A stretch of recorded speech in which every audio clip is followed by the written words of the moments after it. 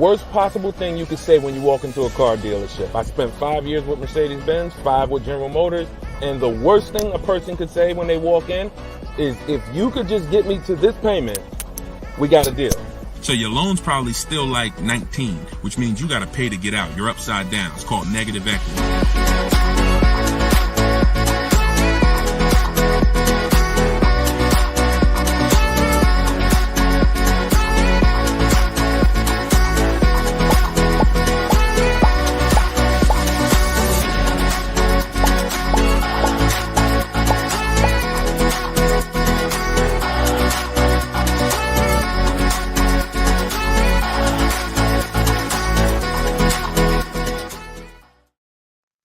Welcome everybody to Car Shopping Questions and Answers, episode 13. I am your host, Deshone the Auto Advisor. Today is our Thursday, 12 p.m. live stream, and we're live on 4 platforms. For those of you who don't know me, I'd like to ask you, if this is your first time on a stream with us, could you type the number 1?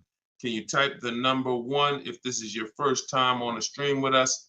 And to those who've come back, if you've been with us before, could you type the word welcome to all the people who have been with us before? Welcome, and welcome back to those who've been with us. So for those of you who don't know me, my name is Deshone. I'm publicly known as Deshone the Auto Advisor. I spent 14 years in the car business, 5 with Mercedes-Benz, 5 with General Motors. Now, since the pandemic, I've devoted my time to showing everyone willing to listen how to get below market car deals, purchases, leases, new cars, used cars. And we do that by getting bids. We stop negotiating and we get bids. And that's how we get below market deals that other people are not getting. So I'm the author of Cars from Home, the new digital book, 7 Steps to Saving Time, Money, and Avoiding Dealerships. I'm going to show you what it looks like. Boom. That's the cover. And we're rated 4.94 on Goodreads.com.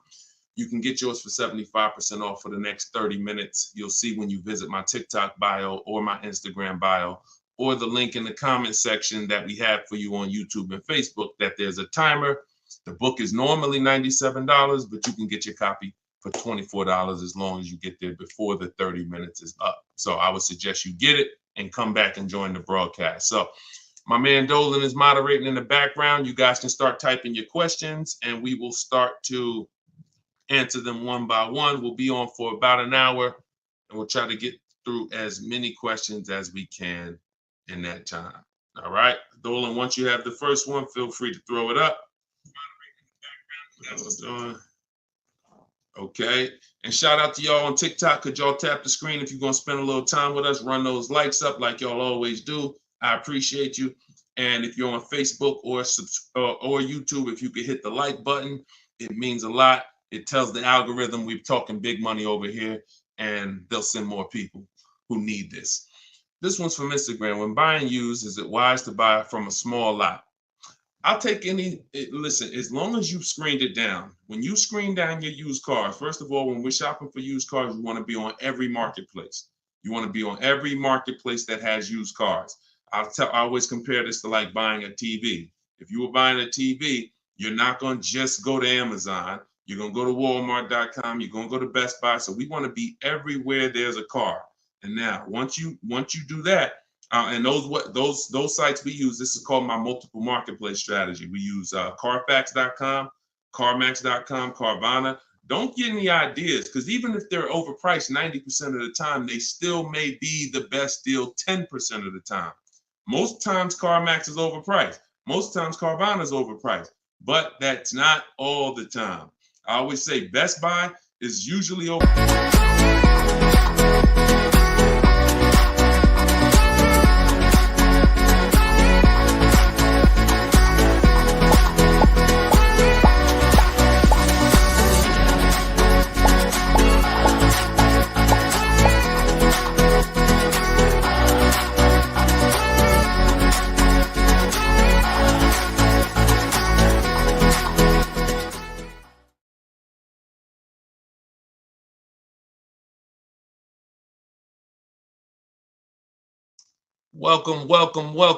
Welcome to Car Shopping Questions and Answers, episode 14. I am your host, Deshone the Auto Advisor.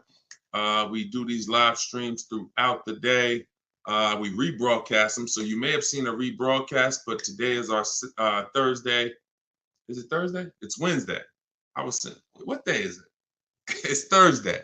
Thank you. Our live broadcast, and we do rapid fire Q&A. We are streaming on 4 platforms: TikTok, Instagram, YouTube, and Facebook.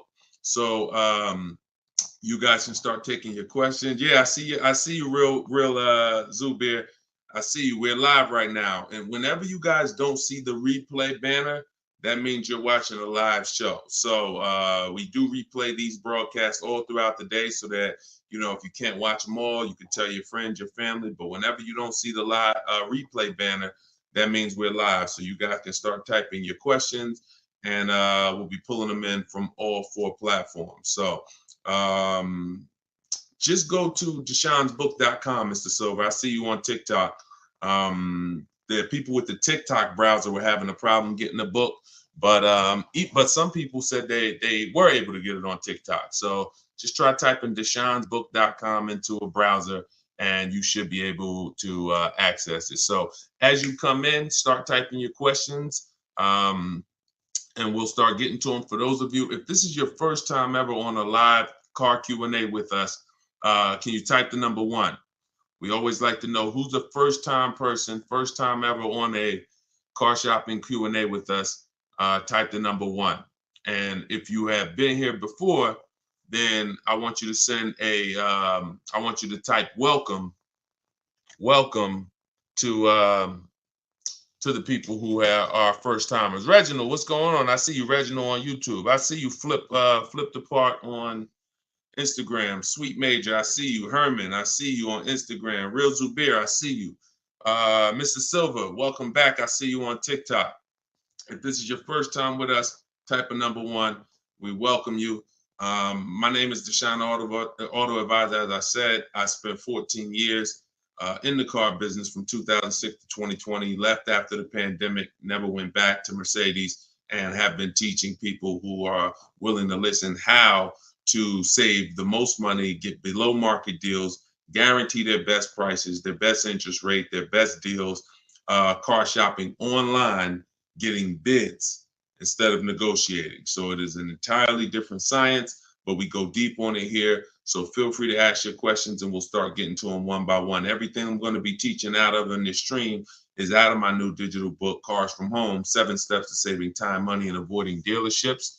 And we're going to put a comment for you guys in the Facebook comments and in the YouTube comments. We just like to get the housekeeping done so we could get right to the show, because you know once we get to the questions, we don't turn back. We don't stop until the hour is done. So we'll be here for about an hour. So we're posting a question now. Those of you who want the book on Instagram, it's in my bio. It's in my TikTok bio, and you can get yours for 75% off. You won't pay the normal $97 price. So let's get to it. All right. Let's see. We have Instagram. My car is out of repo and it was bad deal from jump. What can I do? Okay, so you got your car out of a repo. All you can do to get out of a car is sell it. That's it. You could sell it. Now normally you might say trade it, but we don't use the words trade here. We use the word sell it. So whenever you are, because you're not going to get the most money trading. So you want to do something we call an equity assessment. You want to find out how much you owe, call your bank. And this is the first step for everyone. If you have a car right now that you need to replace, I want you to stop thinking about trading, and I want you to start thinking about getting bids on it. Okay? No matter what you have, if you have this phone right here and you said, I'm going to trade this phone for something, are you going to get the most money for the phone? Think about that. Think about that. Yes or no? And always stay close to your keyboards because we dialogue here, okay? I ask you questions. I need you typing fast in the dialogue. If you had this phone right here and you said, I'm going to go trade this phone, that's different than you getting bids on it and seeing what's the most money somebody will pay for this phone, okay? So that's what we do when it comes to our car buying process. So you're going to call your bank, find out what you owe, and then you're going to go to CarMax, Driveway, Carvana, Kelly's Blue Book Instant Cash Offer. Do not use KBB.com. It's a marketing site. And all it is an algorithm. It's algorithms trying to tell you what your car is worth. We're past that day. The world we live in now, we can get offers. And that's what you want. That's all that's important is offers. So Kelly's Blue Book Instant Cash Offer, Car Guru Sell My Car, and Auto Nation Sell My Car. That's 6 people who are competing to buy cars every day. And that's where you want to go.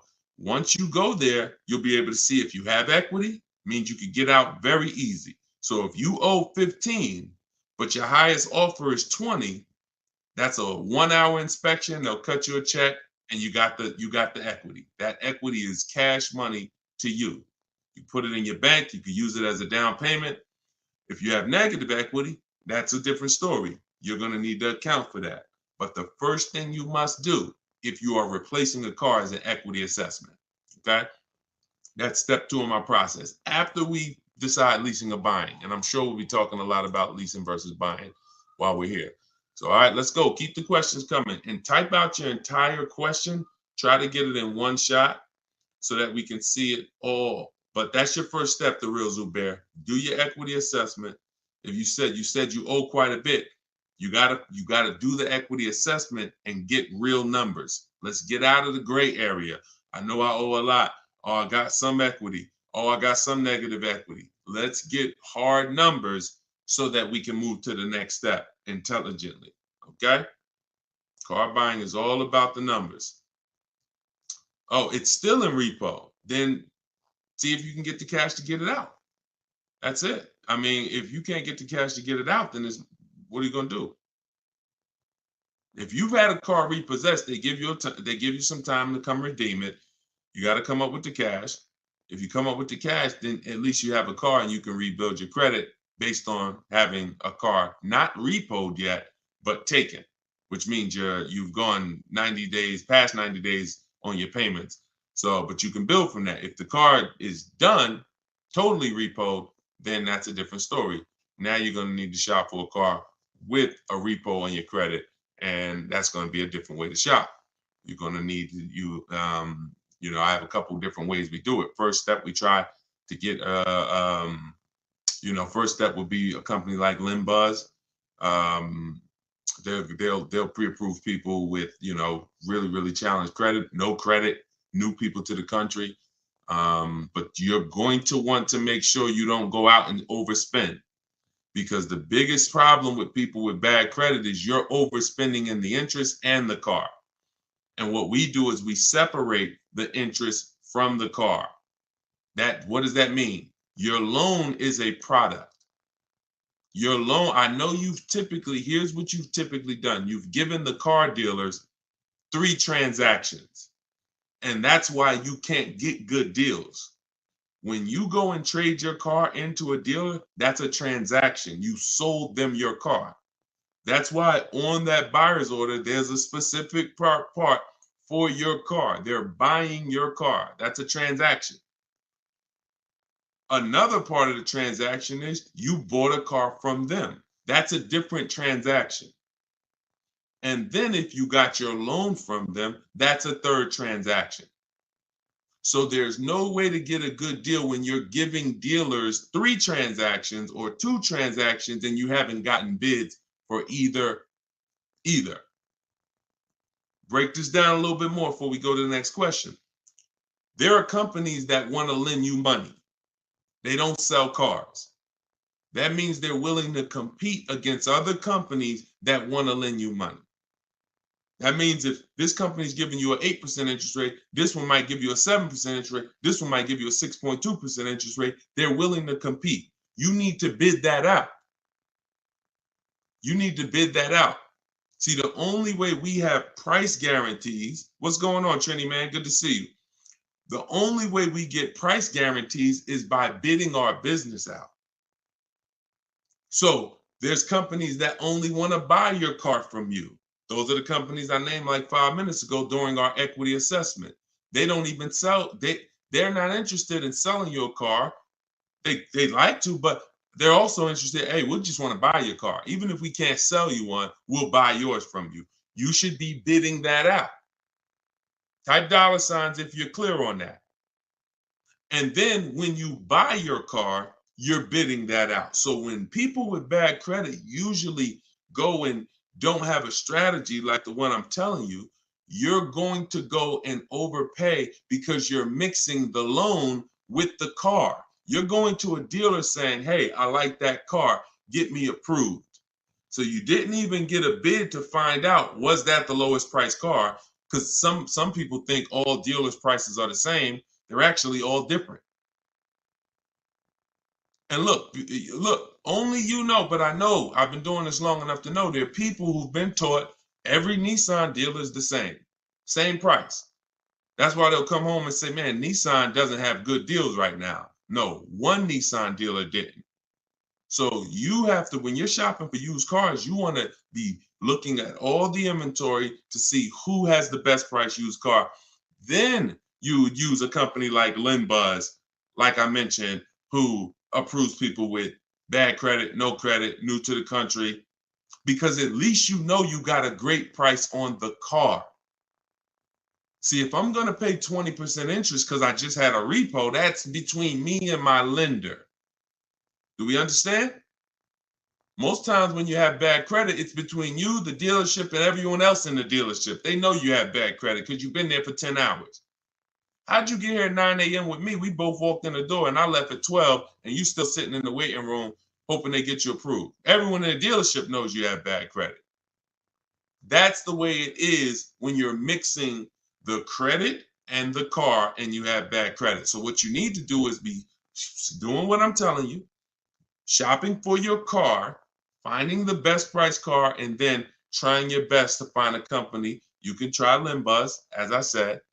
But if you're overpaying for the car, if you're just walking into a dealership that you like, oh, I like that, and you think you're going to just have a good time getting approved, you got to understand, you could overpay by $3,000-$4,000 for the car itself, and then you're going to pay 20%, and you're just burying yourself. And that's what most people are going to do, unfortunately. That's not what I want you to do. Okay?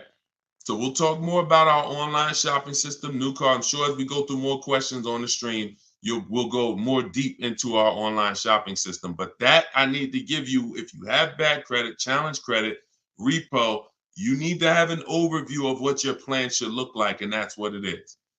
Shout out to the people running the likes up on TikTok. Appreciate y'all. If you could tap the screen every couple minutes, if you're getting value so far, tap the screen. All right, let's go to, I see you, Uncle Hassan on TikTok. Let's go to you and type your questions, y'all. We're going to try to get to as many as possible. 23 Outback Wilderness, 9,000 miles, certified pre-owned. Should I get a warranty and what would be a good price? Well, you bid out the warranty. Multiple dealers. You call another Subaru finance manager. Hey, I got this 2023 Subaru Outback. I just got it. What could you give me? Can you give me your price on the warranty? You bid that out too. Now, that's the only way to know a good price. See, any question, what would be a good price? Only bids answer that. Now, if you try to answer it your old way, you'll have no price assurance. That means you don't know it's a good price. You're just hoping. And I'm not hoping. Nobody who's learning from me, no one who I show you in these shows, if you're going to do well, you're not going to hope anymore. Hope is not a strategy. I hope I didn't overpay. I hope that was a good price. I hope I got enough for my old car. I hope I got a good interest rate. You understand? That's actually a little buyer's remorse. And we eliminate that. And the way we eliminate it is through bids. So, should you get the warranty? Let's talk about that. So here's an extended warranty question. Uncle Hack from TikTok is asking, should he get the extended warranty on this vehicle? So here's what it comes down to. How expensive, how likely is it that things will go wrong with the car, and how expensive are they when they go wrong? Because all an extended warranty is an insurance product. It's an insurance product, which means you could pay $2,000 and not use it.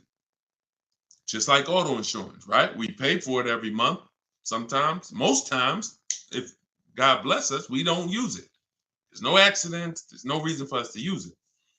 So with an extended warranty, you're trying to you're trying to measure your risk and say, okay, what's the likelihood of me using this? And I got to use it enough to get all my money back and more. So if the warranty costs me $2,000, I don't want to just get $2,000 in value back, because if that's the case, I could have just, not paid for the warranty. So does the car have a high repair cost? You want to go to Google and type in Subaru Outback, the vehicle you got, repair costs. This is something that we do when we're considering extended warranties. This is step 6 of my process. Sounds like you already got your car. You've already locked up your deal. So this will fall under the paperwork and protection phase. My book is 7 steps. Step 6 is paperwork and protection right before delivery. These are the things we're trying to see. Do they make sense for us to get based on our situation? So with the car, if you see that Subaru you're getting has a high likelihood of repairs and a high expensive repair cost, then you may want to go ahead and get the extended warranty. Now, if you see that the repair cost on that is low, and you could just, again, type in repair. And also, I hope you try to type in longevity.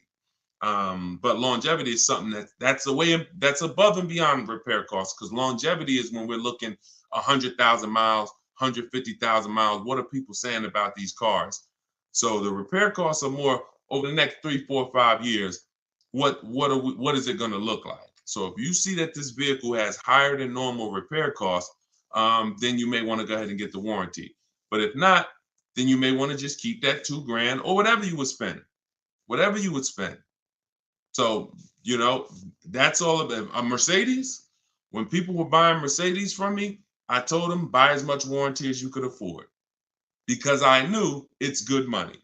If you spend $4,000 on a Mercedes warranty and it covers you for 3, 4 years, good money spent. Because when something breaks on a Mercedes, on a Range Rover, on a BMW, on a Cadillac, sometimes it's thousands to fix.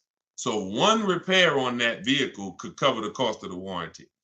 But there are other vehicles on the other side of the spectrum: Honda, Toyota, Lexus. There are plenty of vehicles on the other side. Mazda does well. So you want to see where your vehicle is, where your specific vehicle is, and that's how we're assessing our risk. Everything we're doing with an extended warranty is a risk. It's a risk assessment. There's no hard rules, no hard yes. It's literally just trying to assess your risk and making the best choice you can. Okay, Peter, what's going on? Peter from TikTok. 2022 Pacifica, 51,000 miles. Didn't get the extended warranty. Should I try to move the car, keep it long? 2022, I'm guessing it's not a 2022. Are you saying it's a 2022? Did you type that correctly? I didn't even know Chrysler was still making the Pacificas. Listen, there's a hard rule, y'all. Look, who knows what this is? One word if you've seen this before. One word if you've seen this before, you got a free copy of my book. Who knows what it is when I do this? Let me see who's the first person that's going to say. Hold on. Because I know most of you are first timers. If you're a first timer here, type the number 1. But if you know what this is when I pull this out, one word. Come on, all right, I'm not going to butcher your name. But yes, you got it. Elutrio. Depreciation. So I want you to send me an email. If you're on my email list, I think you are, because you got the notification of the broadcast. Send me an email, and we'll need your email. We'll send you a free copy of my digital book, Cars from Home: 7 Steps to Saving Time, Money, and Avoiding Dealerships. Because you're on point. This is depreciation. Whenever we think about replacing a car, this is how we have to think about it. Am I replacing a car when it's losing or lost its most value? This is what people usually do. You buy a car for $30,000. You bring it back the next day, it's worth $24,000, $26,000. You're like, wait, how did I lose that much money in one day? That's what it is. The car's been titled. It's no longer worth what you just paid for it. So, and the more you overpay, the more you lose, because it doesn't change. If you overpay because you don't have any strategy and you end up paying 33, that car's still worth 26. That car's still worth 25, whatever it was going to be. But a year later, you buy a car for $30,000. What's it worth a year later? What's it worth? What if you buy a car right now for $30,000? What's that car worth 1 year later? Average miles. So we're answering Peter's question because he's asking, should he be replacing his car? And then every one of you who are not keeping your cars 8 years, you need to be thinking like this, because I'm about to show you that you're losing a lot of money by not leasing. Thousands of dollars.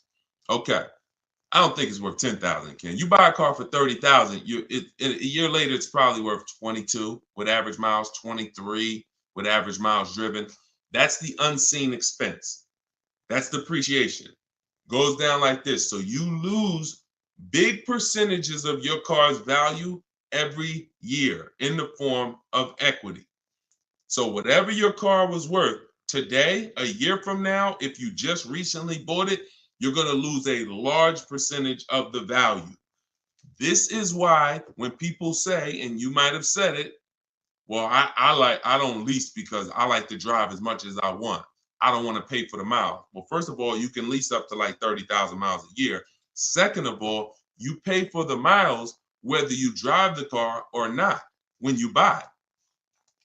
Well, let's go deep on this. If you park a car outside your house right now and you leave it there for 1 year, never drive it, you come back a year later, it's not worth what it was, right? Right? Right? Right or right? Okay, I want to make sure y'all following this, because everyone who hasn't seen this lesson on depreciation, you need to burn this into your brain. It's very simple. It's a high school kid could understand what we're about to go over.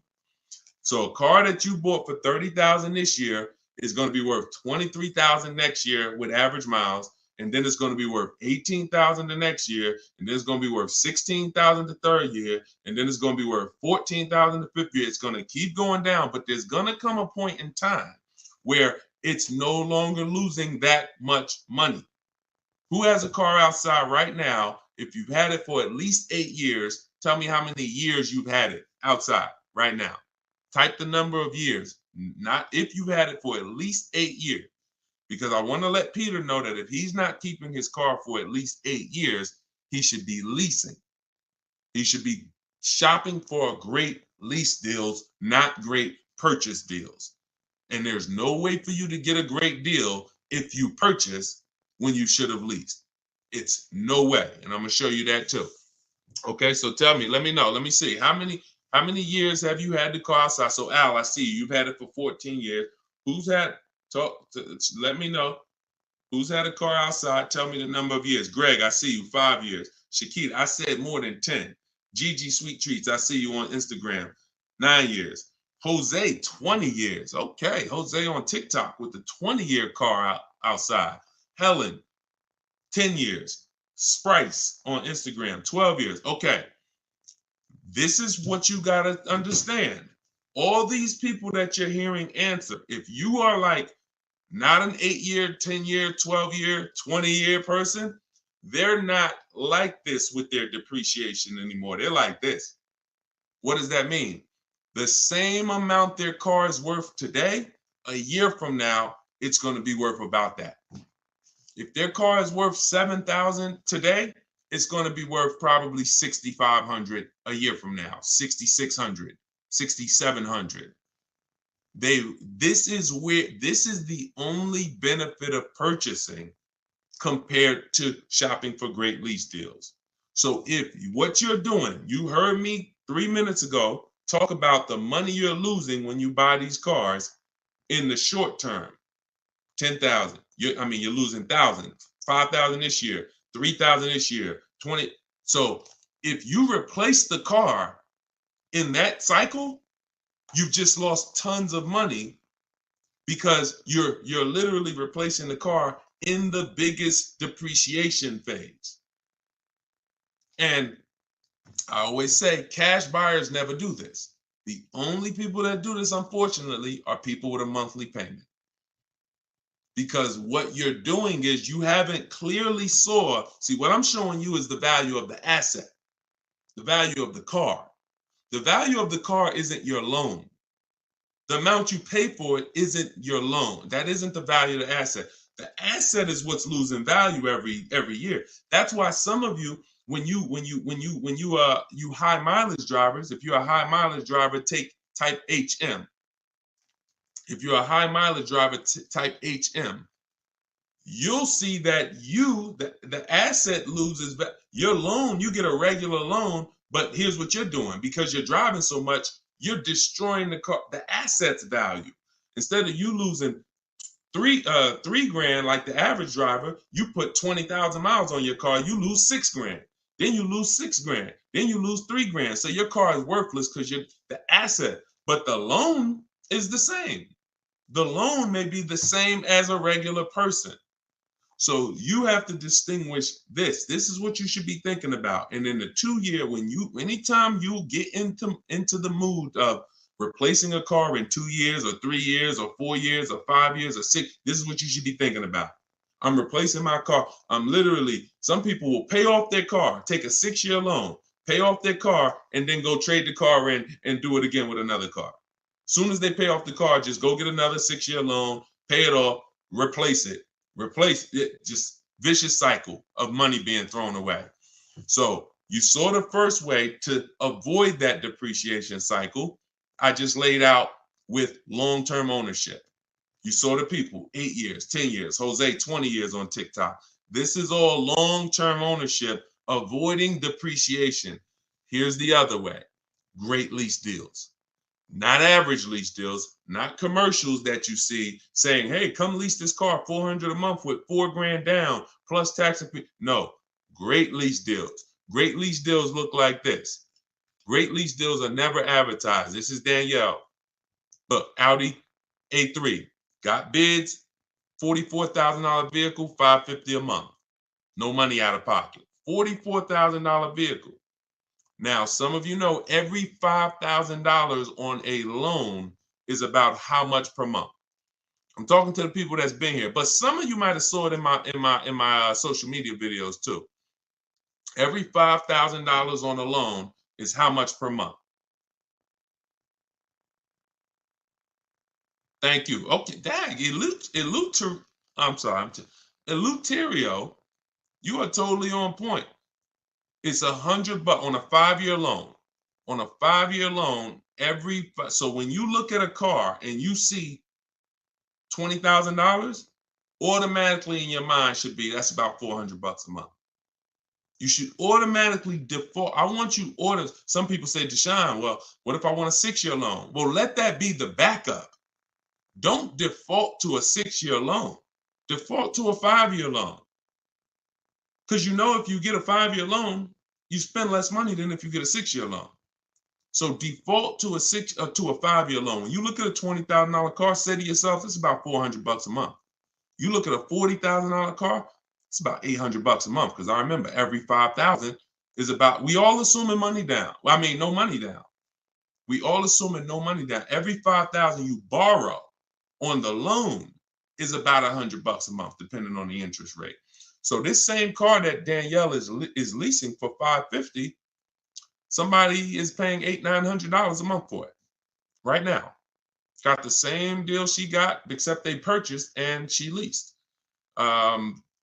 This is what you should be shopping for. Let's look at Benita. Now let's do something with a price. Look at Charles, $48,000 Hyundai Palisade. He leased it, got his bids.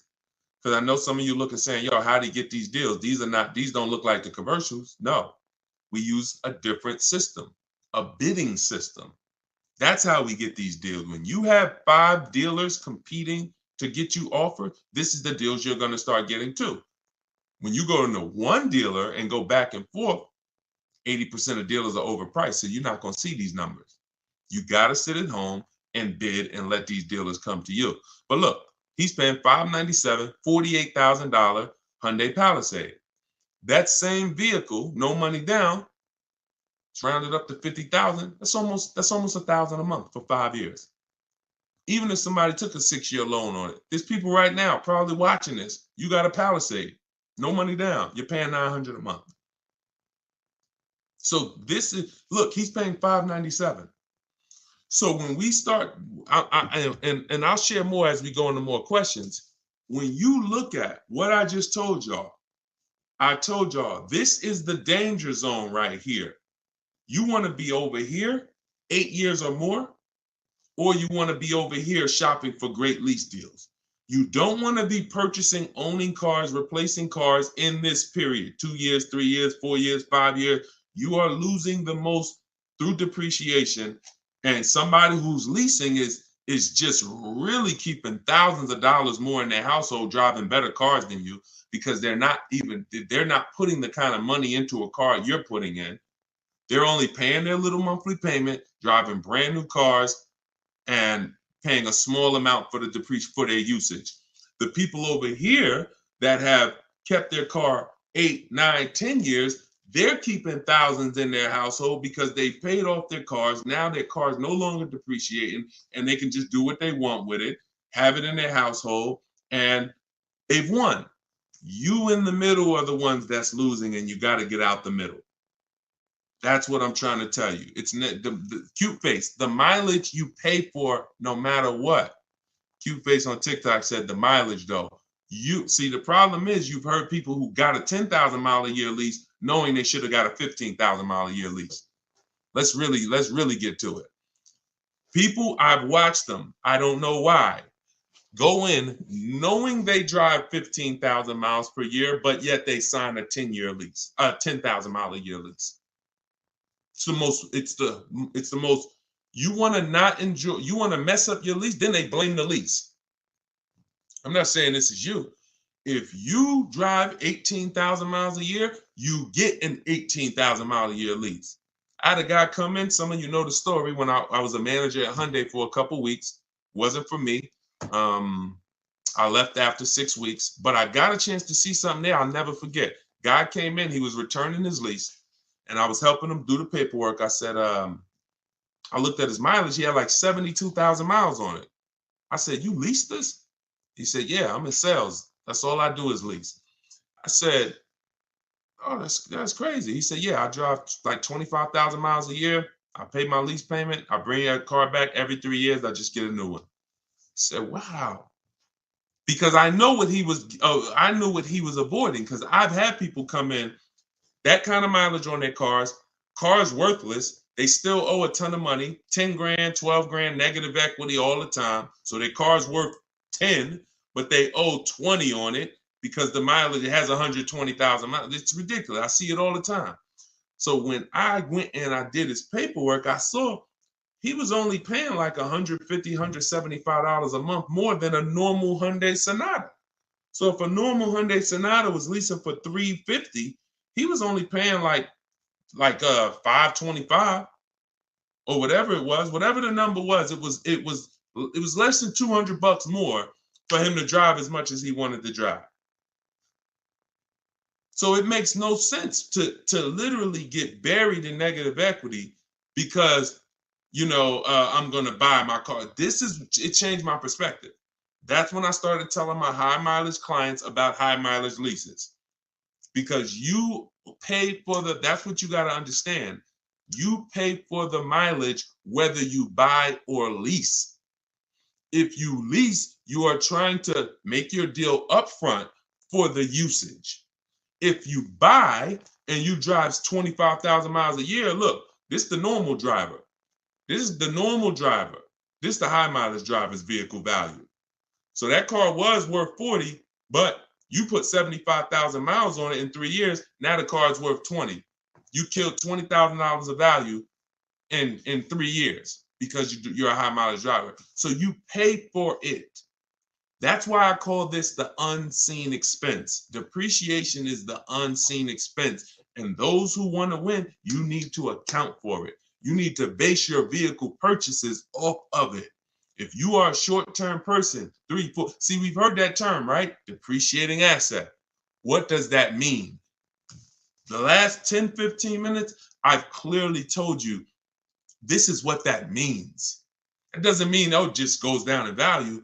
That means if you are buying an asset that goes down in value, whether you use it or not, and the more you use it, the more it goes down in value, then you need to plan your purchase of it accordingly. based on how long you're going to keep it. But I'm also telling you that the depreciating asset eventually stops depreciating a lot. That's the people we talked about 10 minutes ago. 8-year, 10-year, 12-year people. Eventually, the depreciating asset stops depreciating a lot. You want to make sure that is your reward. Come on. If you get value out of this, type dollar signs, because that's gems. If you understand that my only purpose in buying a depreciating asset is to get to a point where it's not depreciating that much anymore, and that is my reward for paying all that money. That's my reward. Yo, I paid all that money to own this car, but it's paid off now. Now, here we go. It's not depreciating that much no more. I can keep it, and hopefully I'm going to keep this thing till one day it doesn't drive. That is the purpose of a purchase. There's no other benefit. Everything else, if you like Deshone, no way I'm keeping the car 8, 10, 12 years. You should be shopping for great lease deals. It's not even a question. Not even a question. All right? We had to go deep on that. So, Peter, let that be your guide.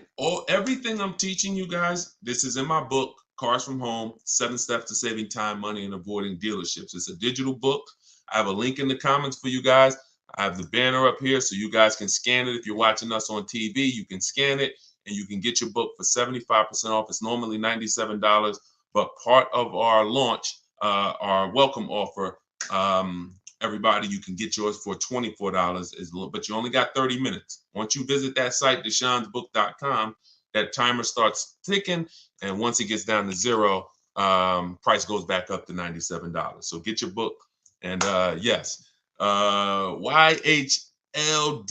All right, you got a lot of letters in your name on TikTok. Bravo. There you go. Plan properly, execute as such. There we go. There we go, Carla. See, you're getting it. Depreciation is the unseen expense. Yes. Yes. Yes. I love it. It's clicking. All right, let me go back to Instagram. Let's see if we got any questions on Instagram. Hold on. Type your questions on Instagram. Let me pull another one in from, hold on. Let me pull another one in here. Hold on. Claudia, I bought your book. When calculating offers on your calculator, do you put the initial MSRP or the MSRP with the added fees and the cost? Always the MSRP. Always the real MSRP. I don't care if a dealer has added costs. When we're comparing offers, we are only comparing other, because every dealer doesn't have those fees. So you're trying to sell, you're trying to gauge value. So always use the real MSRP. And y'all know that I share this a lot on the show lately, just so you guys know, because it can be confusing. Whenever you see the MSRP on a window sticker, if you're shopping your lease deals the way we teach you to shop them, this is the total MSRP right here. It's the total MSRP right there. If they have a little addendum over here with some added numbers to it, that's not what we're using to calculate when we divide our monthly payments into the MSRP, and that's how we get the 1% lease deals, or the because everything we use to calculate great lease deals is based off of the 1% lease deal rule, which has been around probably longer than all of us. The 1% lease deal rule said if your lease payment was 1% of the MSRP with no money down, 12,000 miles per year, you got a steal. So everything we do from that is gauging, 1% and under is a steal. Between 1% and 1.5% is a deal. And above 1.5%, we don't take those. It's too high. You're paying too much money for a car you're giving back. But we don't go in. We don't go in saying, hey, get me under 1.5%. We get bids, because all these people that you see, Danielle got a 1.2% lease. Bonita, Charles on his Palisade. My God, some of you saw Kimberly's deal. She got under 1% on her new Maserati, 1.09%. Frina got her Jeep. Look, 0.88%, staying $579 a month, $65,000 MSRP on her Jeep. If they would have went in targeting, hey, yeah, get me here, then they would have lost. If they would have said, man, get me to 1.2%, they would have lost. You get bids, you get 5 offers, because 4 are going to be overpriced in most cases. 80% of dealers are overpriced. That's the data we've seen.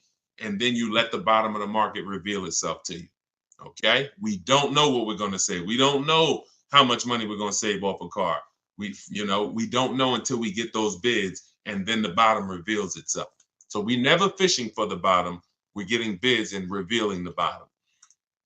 Okay, Rev Michael Dancy, what's up? I'm waiting for the 2025 miles to come in so I can capitalize on the 2024. That's cool if they're still around, for certain. Yeah, but make sure that you compare, because you want to have enough 2024s to get bids.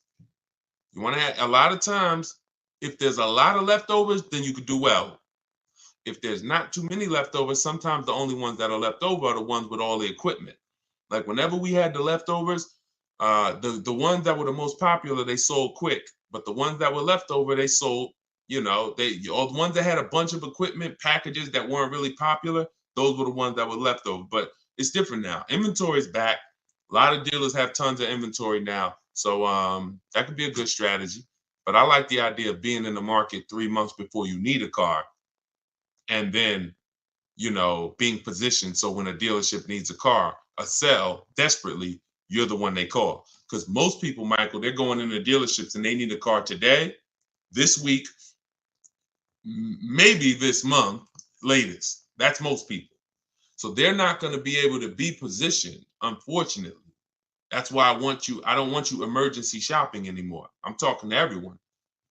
When you're using a bidding system, you're reaching out, you're contacting multiple dealers. I have a system in my book, I call it the 25 to 5.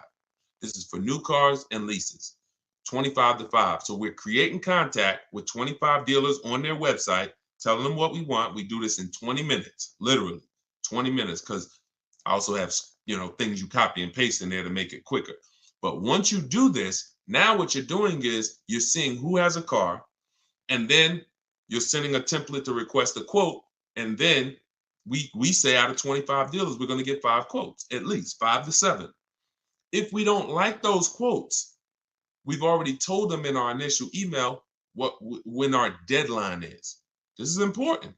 This isn't information we hold back. We say, hey, I could buy a car today. Whenever we reach out, we always say, this is built into my template. This is something you want to say. When you reach out today, I could buy a car today. That lets them know you're a serious buyer. But I don't need a car until this day. We call that our no later than day. Why that's important? Because a dealer's mind is about today.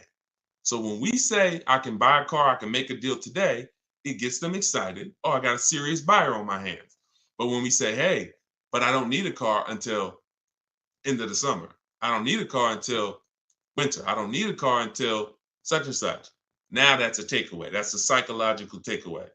So it makes them want the business more, but they know, okay, I got all these people in my showroom now. Let me handle them.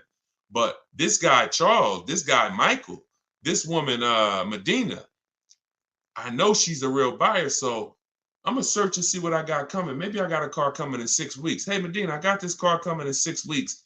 It'll be here by the end of next month. Are you open to that if I were? Absolutely. So you have more inventory to shop from than a person today.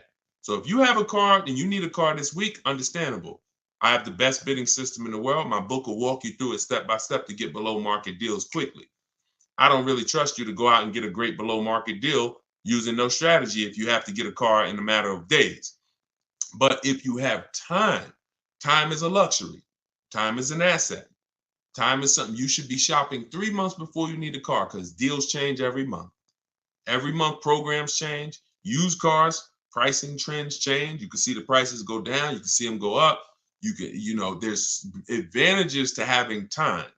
You could also, when we shop for used cars, our best deals aren't when we go to the marketplaces, Auto Trader, Car Gurus, all of these marketplaces we shop on. They're not there. We look at the market and we create accounts. Why? Because once we put in what we're searching for, we get alerts of new inventory. Watch this. I can't teach you. You can't get a below market deal. Dad, y'all running the lights up on TikTok. Shout out to the people tapping the screen. See y'all. Appreciate y'all. You can't get the first step to getting a below market deal is you got to know what the market is. Because most people are paying market value or above. That's a $3,000 to $5,000 price increase. 3,000 to 5,000 from average market value to above market value. That's what most people are paying with no strategy. Because if everyone was getting below market deals, they wouldn't be below market deals, they'd be average deals.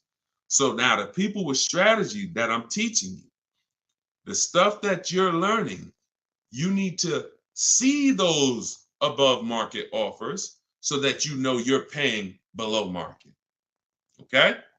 So with a used car, I need to see the low side of the used car market on all these marketplaces.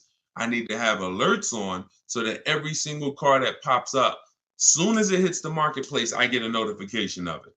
Because no one else is going to know the market on this car like you will. Once I walk you through this, once you follow these simple steps and not just winging it, you look at the market. We always sort from lowest to highest price. This is what I did with my Infinity truck I bought a little while ago. And I saw what the lowest prices was, and then I turned on the alerts. So I turned on the alerts, but I saw when I got mine, I didn't need to wait for the alerts because I saw a deal so good, I just jumped on it because I saw it literally in 48 hours. I narrowed it down to my top 4, and it was one deal that was so good. So, but it's a multi-step process. But so here's what. So the point is, new cars and leases, we see below market. The only way to get below market prices is to have 4 or 5 or 6 higher offers. That means you know you got the below market because I had 4 or 5 or 6 higher offers than the one I accepted. On a used car, I need to see other used cars that are priced 2,000, 3,000, 4,000, 5,000, 6,000 more than the one I ended up getting. Because that's the way it is all the time. And as long as you hold to these rules, you'll understand this is my target. Okay? You only do this once. Once you learn this process, y'all, it's rinse and repeat too. It's harder the first time because this is my first time. I didn't even know I needed a strategy to shop for a car. But now you see, if I want to save thousands of dollars, get below market deals, I need a strategy. But once you do it, this thing, that's why I can do it in my sleep because I've done this 10, 15 times for myself. I've done it for other people, and I've taught a lot of people to do it. Trust me when I tell you, this is not rocket science right here. Tiffany got my book, and she wrote me, she just saved $6,300, $6,500 off her 2024 Mazda she just got. So, but it's a mindset. Bigger than the techniques. Let's get back to the questions. But bigger than the questions is your mindset set up and focused on below market deals and bids? That's if I had to narrow it down to 2 things, below market deals and bids. And I throw one more in there. Well, which is really bids. Don't talk numbers in the dealership. Everything happens at home. All right. Let's go. Let's go back to the questions. All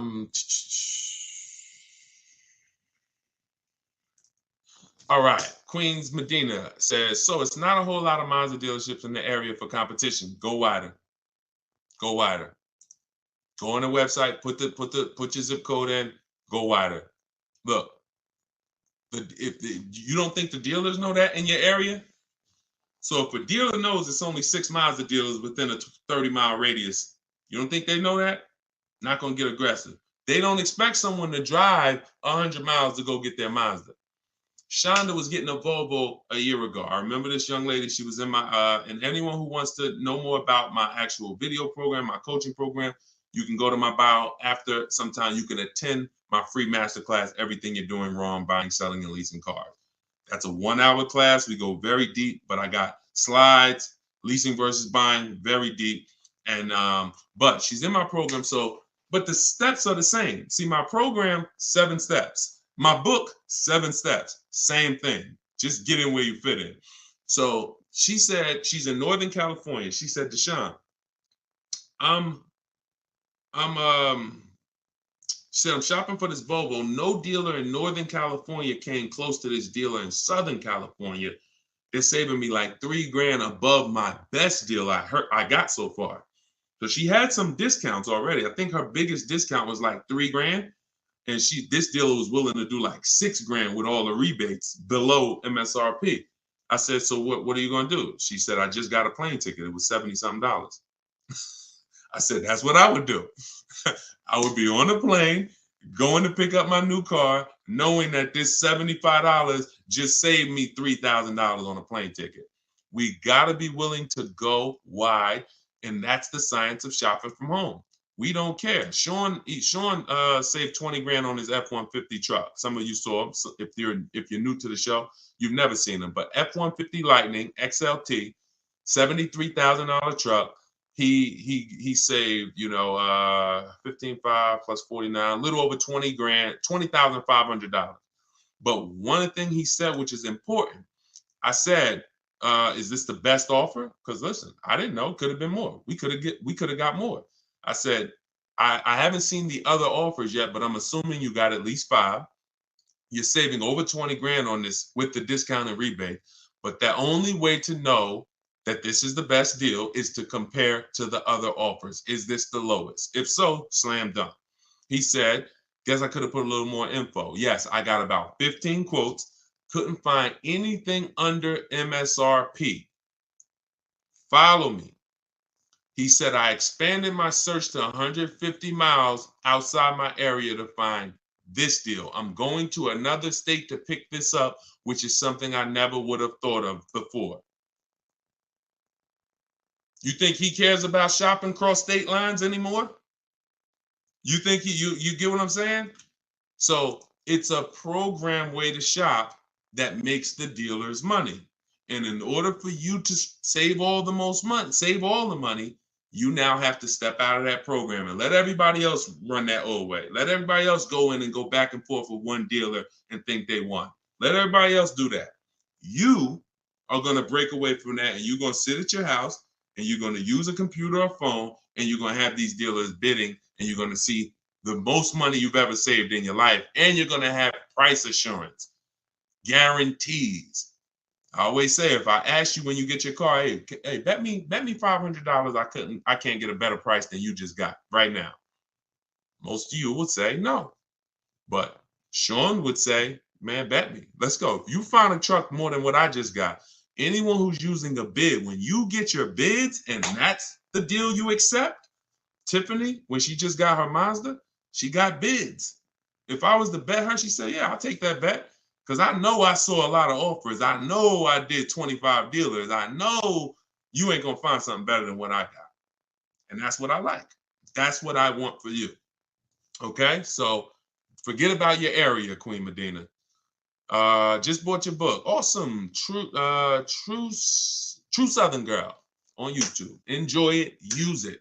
And everybody do like what Tiffany did. When you get your deals, write me, email me, so that we can bring them onto the show. Okay?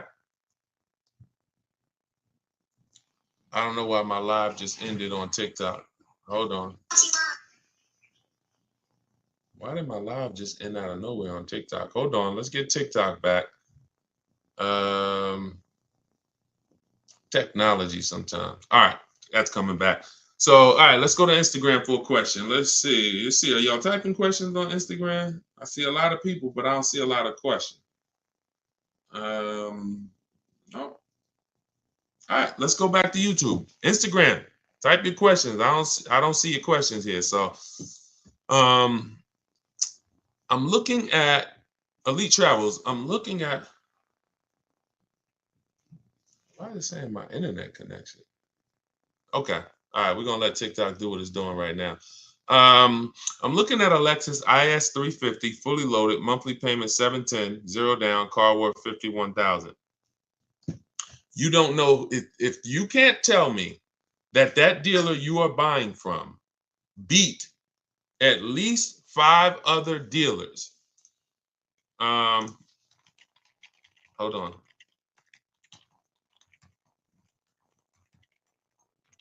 Hold on one second.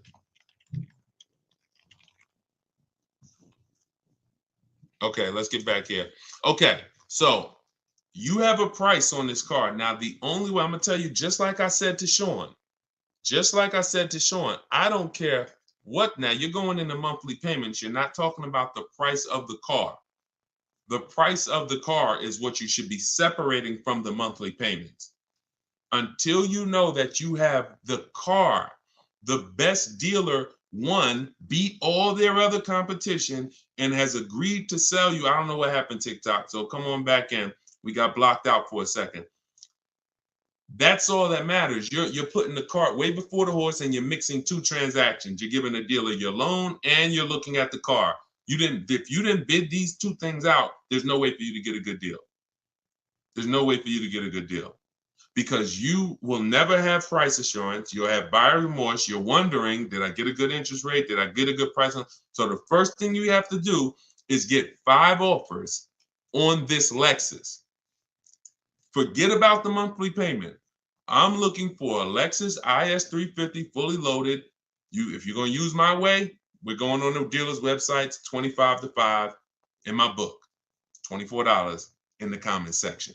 If you're going to do it your way, you're at least going to call, speak to 5 Lexus dealers. You can ask for the sales managers. You're going to get 5 offers, and you're going to compare and find the dealer who's going to sell you the Lexus at the lowest price. And then here comes your loan. Then you come home and you would do what we call the bank bidding war. So we have a process we do where we let an almost unlimited number of people run our credit so that we can bid out our loan. I said earlier in the show, there's people who they don't sell cars, they just want to lend you money. They just want to lend you money. There's a lot of money in loans. $50,000 car. 1 point on the interest rate is probably $1,500. 1 point. Might be even more than that, quite honestly. 1 point. So that means if you end up with a 7.29 interest rate, but you could have got a 6.29 interest rate, that's probably $1,500 at least. God forbid, 2 points. 2 points. So we take the shopping of our loan just as serious as we take the shopping of our car, but we separate them. And so when you come home, after you seal your deal with the best dealer, you reserve the car, say, hey, great, we already got my business. You got the business. I'm now going to get my loan.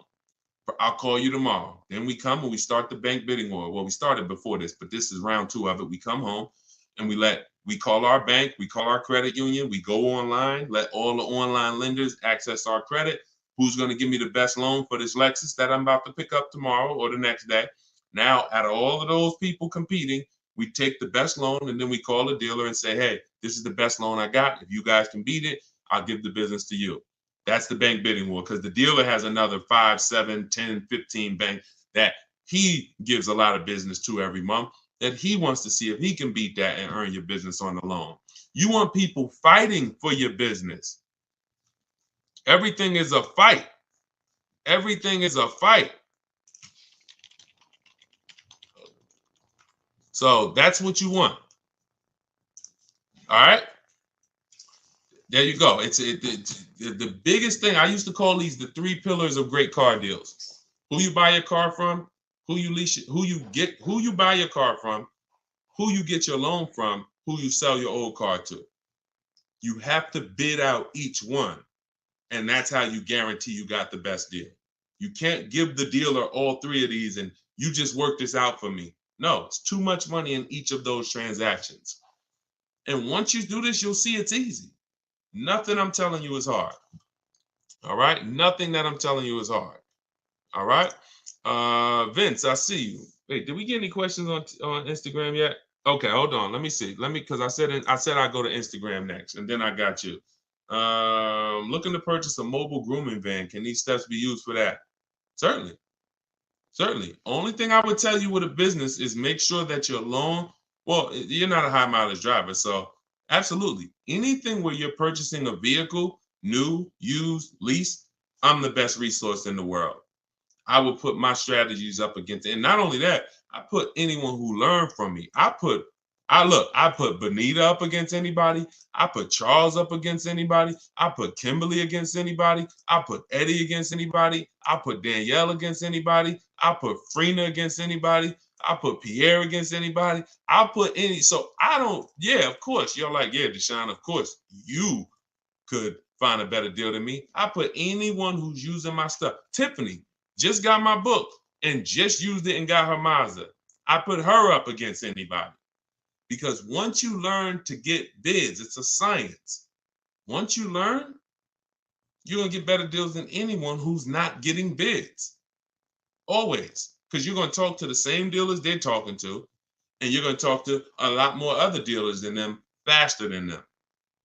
So the name of the game is bid. So for all of you who just jumped on, everything I'm teaching is out of my new book, Cars from Home, 7 Steps to Saving Time, Money, and Avoiding Dealers. You can get your copy for 75% off. It's normally $97, but you can get it for $24 for 30 minutes. When you go and visit my website, deshonsbook.com, and once that timer hits 0, though, it goes back up to $97. So you can get it in the comment section on YouTube or Facebook, or in my Instagram or TikTok bios. I have a website there. You click the website and then click the button for the book. All right. $97 is still a great price.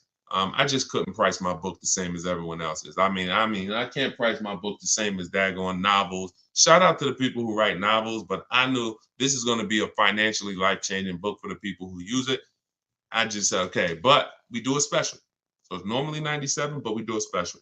What websites do you use to get bids? Great question, Drive Greens, Ride Harley, Instagram.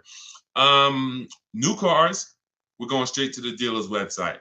We're connecting with 25 dealers in 25 minutes, copy and paste, sending all of what we want. Then we're getting the bids from the dealer's websites. With all our communications is done through email, and we always set up a separate email. We never mix personal email, business email with cars, because we're talking to too many dealers at once, keeping our conversations organized. We cannot do it mixing personal and emails. We also get a Google Voice so that we don't have to take phone calls, because there's no talking in our system to car salesmen. There's no talking. So there's no reason for us to be on the phone with a car salesman talking numbers. We don't do it. So those of you who like Deshone, I like that. I don't like to talk. I don't want to talk to car salesmen. You're going to love this. All right.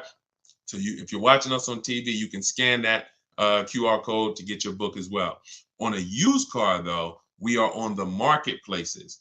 See, my used car strategy is called the multiple marketplace strategy. It's different than our new car strategy. The multiple marketplace strategy is for is when you're going everywhere used cars are. You're going to cars.com, Carfax, Auto Trader, Car Gurus, Driveway, Carvana, CarMax, eBay Motors. And then we're narrowing down from there. I spoke a little bit about that earlier in the stream. So it's 2 totally different systems, 2 totally different shopping strategies. All right. And let's pull that in. Hi, is Limbuzz to credit acceptance? No, Limbuzz is not credit acceptance. I don't believe they are. I think Limbuzz is a startup. They recently started that company a couple of years ago.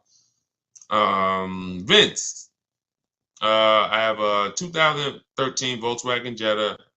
Oh, it's 6,000 negative equity, low credit score. Can I sell it and get a new truck? First thing you want to do is the equity assessment, because I don't know where you're coming up with that 6,000 negative equity number. There's only 3 ways to get out of negative. There's only 3 things you can do for all of you who have negative equity. 3 things. And most of you should be transitioning to a lease, because the cause of your negative equity is not leasing, but trading in cars. Look,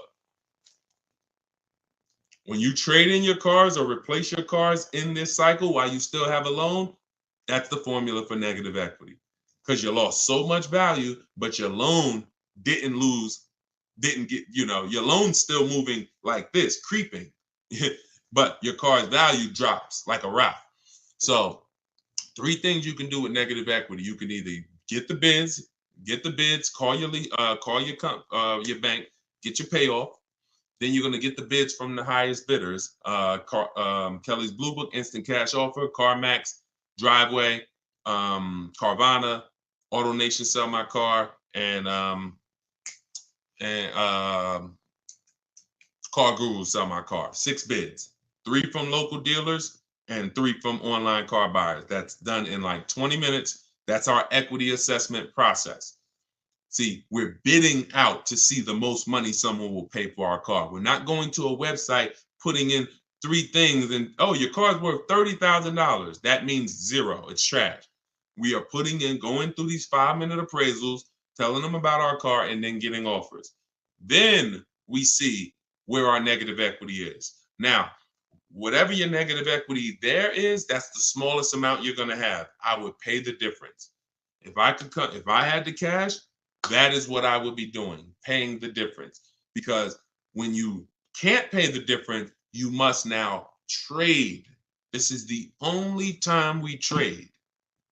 The only time we trade a car is when we have negative equity, because we need the dealer who we buy the car from to wrap our negative equity into our new deal. So that's the only time. So if we can't pay the difference after we do the equity assessment, now we're going to now look for our new car. Let's put our old car on hold. I saw my equity, negative equity. I can't pay the difference. Now I'm going to move in to shopping for my replacement car. Once you get your bids, now you look up and you say, okay, this is the dealer that's going to sell me the new car for the lowest price. Now, once you find that, now you're bringing your car over and you're asking them, hey, what could you guys pay me for this? I'm going to add this car to the deal, or have them look at the car, because now don't expect them. You're going to have a higher amount of negative equity, because they're not going to be able to beat the highest offer. If CarMax was the highest offer, they were paying you 20 grand. The dealer who wins your business is not going to pay you 20 grand. It's not worth that to them. They might give you 17. They might give you 18. So don't say, oh, well, CarMax was going to give me this. That's why I told you step one is to pay the difference, because those are the highest offers we're going to get. Then if you can't, you bring your car over. But if you have too much negative equity, you're going to have to, you can't do that deal. You can't slap 10 grand of negative equity on a $30,000 car. The bank won't approve it. It's something called loan to value ratios. So when the bank sees, okay, this car is worth 30,000, they're buying, but they're asking us to lend them 40,000. Why? We're not going to do that. You can have a 900 credit score. That's why I call negative equity the bad credit for people with good credit. Because too much negative equity, you'll leave with no car. The bank can't do it unless you put money down. These are also the only scenarios where you must put money down. You can't do a no money down deal, because they're telling you the bank won't approve all of that. So in order for you to get this approval, you got to come up with like 3 grand, because you have too much negative equity. But you still need to bid out who you're getting the car from, because if you bid out, now pay attention here, it's very important. When you get bids on who you're getting the car from, you never know if that car has rebates on it. You never know if you're going to get how much of a below market deal you're going to get. And the more below market deals you get, the more room you have to bring negative equity over. See, if someone's buying a $40,000 car, but they got it for 35, let's use Tiffany, for example. Let's use Tiffany. This is a perfect example, and I've never done this before, but I'm glad. So Tiffany bought a $44,000 vehicle. She got it for 65. She got 6,500 off. So now the bank will lend, usually with good credit, 20% above that MSRP. So if her car was 44,000, the bank will lend an additional 9 grand above that number, above the 44. So she got such a good deal. She got the vehicle for 38,000. Let's just say, for an example, she had 8 grand of negative equity she wanted to bring over, and she wanted to do no money down. She'd still be under the loan to value ratios because she got such a deep discount. See, the loan to value ratios doesn't change. If she got a $10,000 discount, that gives her more room if she had a bunch of negative equity. So if you don't know how to shop and get bids for the new car to save all the money, you're really eliminating any possibility you have to bring over a good amount of negative equity, because you are just not getting enough off the car to make it make sense. So that's why even when you have negative equity, if you can't pay the difference between the car and the online bidders, you still want to take the second part, which is getting bids for whoever's going to sell you the car seriously, because if you don't get a good discount and you try to slap all that negative equity over, they're not going to allow it. And then you're stuck. or you're not stuck. You just need to stay in that car and pay down the balance more. So those are the solutions for negative equity. And then the biggest thing is stay out of it. Stop buying cars that you're not keeping 8 years. Start getting great lease deals like we teach, and you won't have this problem. Everything we talk about, y'all, is in my new book, Cars from Home, 7 Steps to Saving Time, Money, and Avoiding Dealerships. It's everything I teach in a step-by-step way. Lease deals, selling cars, selling leases, getting new cars, getting used cars, bad credit, high mileage drivers, all in there, broken down into 7 steps for different types of people. So it's normally $97, but I'm gonna post the link in the comments for you guys on Facebook. All right. And YouTube, there's the comment for you. And if you're on Instagram or if you're on TikTok, it's in my bio. You click that link. As long as that timer didn't hit 0 yet, you got your 75% off. You can get yours for $24. And this is what we do all day long. Insider strategies, get through as many as we can. We've been on for about an hour and 15 minutes, so we'll wrap for today. When you see the rebroadcast, make sure you tell your friends about it. We rebroadcast these shows all day long. So even if they couldn't join us live, they can get value from the rebroadcast. All right. I'll see y'all in the next stream. Shout out to y'all. Have a great evening. God bless you.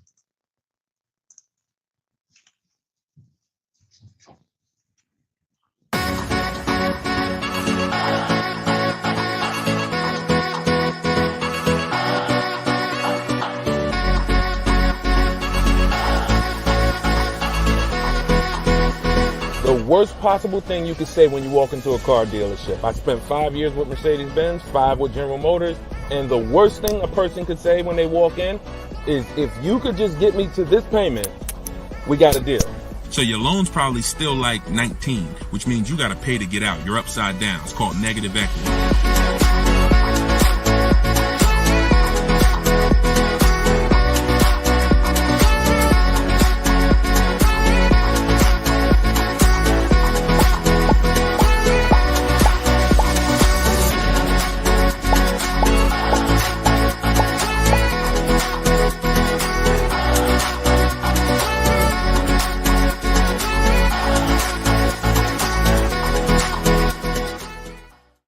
Welcome everybody to Car Shopping Questions and Answers special live show. We are live. This isn't a rebroadcast. If you don't see the banner, we're doing a special early morning live right now. So you know you may or may not know we rebroadcast these shows throughout the day. I'm your host Deshone, publicly known as Deshone the Auto Advisor. Spent 14 years in the car business. Now what I do is help everyone willing to listen, learn the science of car shopping from home, and how to stop negotiating and start making dealers and banks bid for your business. And that is how we save more money in less time than you will save spending hours and days at dealerships like you are most likely used to. So you guys can start typing your questions in. I do have my man Dolan moderating in the background. He'll bring the questions into the show. I always like to do a little housekeeping. I'm the author of the new digital book, Cars from Home, 7 Steps to Saving Time, Money, and Avoiding Dealerships. We are currently rated at 4.94 stars. Actually, right now, I got to do another screenshot. We got 35 ratings and 28 reviews. So thank you to everyone who's reviewed the book on Goodreads. And you can get your copy for 75% off during the show in my TikTok bio or my Instagram bio for 30 minutes. Okay, it's normally $97. We also have a comment in the Facebook and YouTube section, in the comment section. And we're going to put a banner up. Dolan, can you throw that banner up for those who may be watching us on TV so they can scan it? You can just scan that QR code with your mobile phone. I've also done a free masterclass called Everything You're Doing Wrong, Buying, Selling, and Leasing Cars. It's a 1-hour masterclass where I go deep on 23 mistakes that most of you are making because the car business has programmed you to make them. And how you can stop doing that. You can also attend that masterclass for free in my bio, but you will need a good hour to lock in. So with that being said, let's get it done. Let's get these questions coming in. Hey, what's up? What's up, Tuesday, child? Shout out to the people sharing on TikTok. Y'all already running the likes up on TikTok. Shout out to y'all. Shout out to everybody tapping the screen. And let me get Instagram up. I like to see Instagram up too. There we go. All right, I see you, Jake Neer. I just tore your name up. Forgive me. We're gonna bring that question in, Dolan. We just got somebody on Instagram.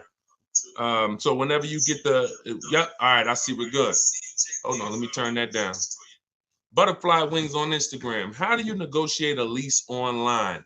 Great question. So you want to figure out what you want first. Go test drive it. I always say with a lease, you want 3 options, because using what I'm about to tell you, you're going to get great prices. You'll get below market prices, but it doesn't mean the lease program's good. The only way the lease program's good is if all of the offers you get, if the best one comes at least below 1.5. Now, depending on what car you're looking at, the best offer you get might come at 1.3, might come at 1.1, might come under 1%, but you must get at least 5 offers, because 80% of dealers are overpriced. So you're going to figure out what you want. Then you're going to go to the dealer's websites. I mean, if you're going to do it my way is using the dealer's websites, because I don't like to use any third-party sites where they're selling our information. So we're going to go direct to the dealer's websites. Then we're going to tell them what we want online. And then we're going to have conversations by email. But you must set up a separate email. If you try to do this with your personal email or your work email, it's not going to work, because you're going to have too many dealers emailing you. So you want a separate email. This is all in my book. I'm telling you what I call my 25 to 5 system. We reach out to 25 dealers online, and we're going to get 5 quotes from those 25. One of those quotes is going to beat everybody else. So it's a numbers game. So reaching out to dealers online, telling them what you want, having the conversations. Now, if you're not going to get my book, which is $24 in the comment section or in my bio, as long as you get there with this 75% off, then you might do it manually. You might call and get these offers. You might call, ask for a manager. I don't talk to salespeople.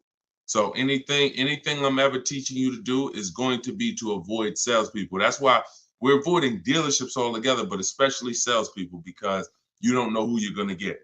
You don't know if you're going to get, you just don't know who you're going to get. And 80% of salespeople should not be in the car business. So that's why we're never going to talk to salespeople to try to get our offers. We're either going to deal with managers, or you're going to do it my way, which you're not even talking. You're using my scripts, because I wrote the templates that you use. You fill in what you want, send it out to the dealers. Then when they come back, you got to expect this, y'all. You got to expect that dealers 80% are not going to make it easy. They're going to try to have a conversation with you, even by email, to get you on their terms, to get you on the phone, to get you to, hey, can I get your address? Hey, can we have a quick conversation? Hey, when can you come in? That's why I wrote scripts for everything you copy and paste to them. Like when they say, yo, can I get you on the phone? Hey, I'm gonna be handling all my purchase online, and then you ask a question, because there's phases to what we're doing when we're communicating online. There's phases. First thing we're trying to do is see who has a car. There's no point in us talking to a dealer that doesn't even have a car we're interested in. That's why the first thing we're doing when we contact them is letting them know this is what I'm looking for. These are my options. I'll do a blue, gray, or silver one. These are the packages I'm looking for. That's the first thing. We're letting them know what we're looking for. We're letting them know our deadlines. So if you don't have a car, we're not even talking and moving to the next step. So the first conversation, the first set of scripts that I wrote is to verify who even has a car. Then once we verify who has a car, let's say we connect with 25 dealers online like we do, then you're going to come down and say, all right, and this is the only bad part I'm telling you about calling around. Because if you talk to managers, you don't know who has a car. So that's the first thing. Before you request a quote, get a price, you must verify, do these people even have a car that matches something that I would consider? So once you verify that, now it's time to request the offer. And our goal is to get at least 5 offers, 5 to 7, because 80% of dealers are going to be overpriced. And you need to reveal that to yourself. When you start seeing these offers, how am I looking at the same car? One person is $20,000, another person $23,000, another person $25,000. That's the way it works. Tuesday shout, this information is priceless. I appreciate you. That's what we do. And we only do it for the people who are locked in. couple of you are locked in, and that's who you are, who I'm here for. So that's what you want. You could either do it manually or you could do it my way using emails. It's up to you. But I didn't want you talking, because I know the more you talk, the more you're going to mess up the deal. No offense, I wouldn't talk. I'm a great negotiator. I wouldn't talk. The more I talk, the more I'm messing up the deal. The more I give up, we don't want to be in a verbal battle. Because again, we're not negotiating traditionally anymore. We're not doing what's called one-to-one negotiations, where you're sitting down with one person looking to get a deal. We're doing what's called one-to-many negotiations, which is how you save the most money, because when other people know you are shopping multiple offers, they're kind of negotiating against each other versus negotiating with just you. So, all right, that's how you got to do it if you want to do it quick and save all the money. Okay, go ahead, Dolan, shoot the next one in. We are live. I know y'all are not used to seeing us live this time. Whenever you don't see the banner above me that tells you the times we're live, that means we're live. So we're just doing a special early morning here on the East Coast live. But you know, we do broadcast these shows throughout the day, so you can be seeing this at any time. And we found that a lot of people get value out of the live show or the rebroadcast, because the people who are live with us are actually asking the same questions that people would be asking, whether they're watching the rebroadcast. Okay, this is from Instagram. My lease is ending in October. I received a text from my dealer that they have great deals available. Absolutely. Should I even explore those offers at this point or wait until my lease ends? That's a great question. Would you ever get a text that said, we have bad deals right now? No, right? The only text you're going to look, who's getting calls right now from dealers, just so we can let this young man I can't tell by your name, just so we can let this person know that it's not just them. Who's getting texts, emails, phone calls right now? We have great deals right now from the dealer who sold them their car. Type me if you are getting those calls or texts. All right. Look, look on all the platforms, we got people typing me. So you understand, it's not just you. These are automated things. Even when they call you and say, hey, look, look, everybody. Even when they call you and say, hey, your 2019 Subaru Impreza, that red one you got. Matter of fact, you could have the most one-off color. You know that lime green Subaru Impreza you got? I got somebody looking for that exact car. This is all automated stuff. This is all templates. That's the reason why we use templates. That's the reason why I want you to use templates.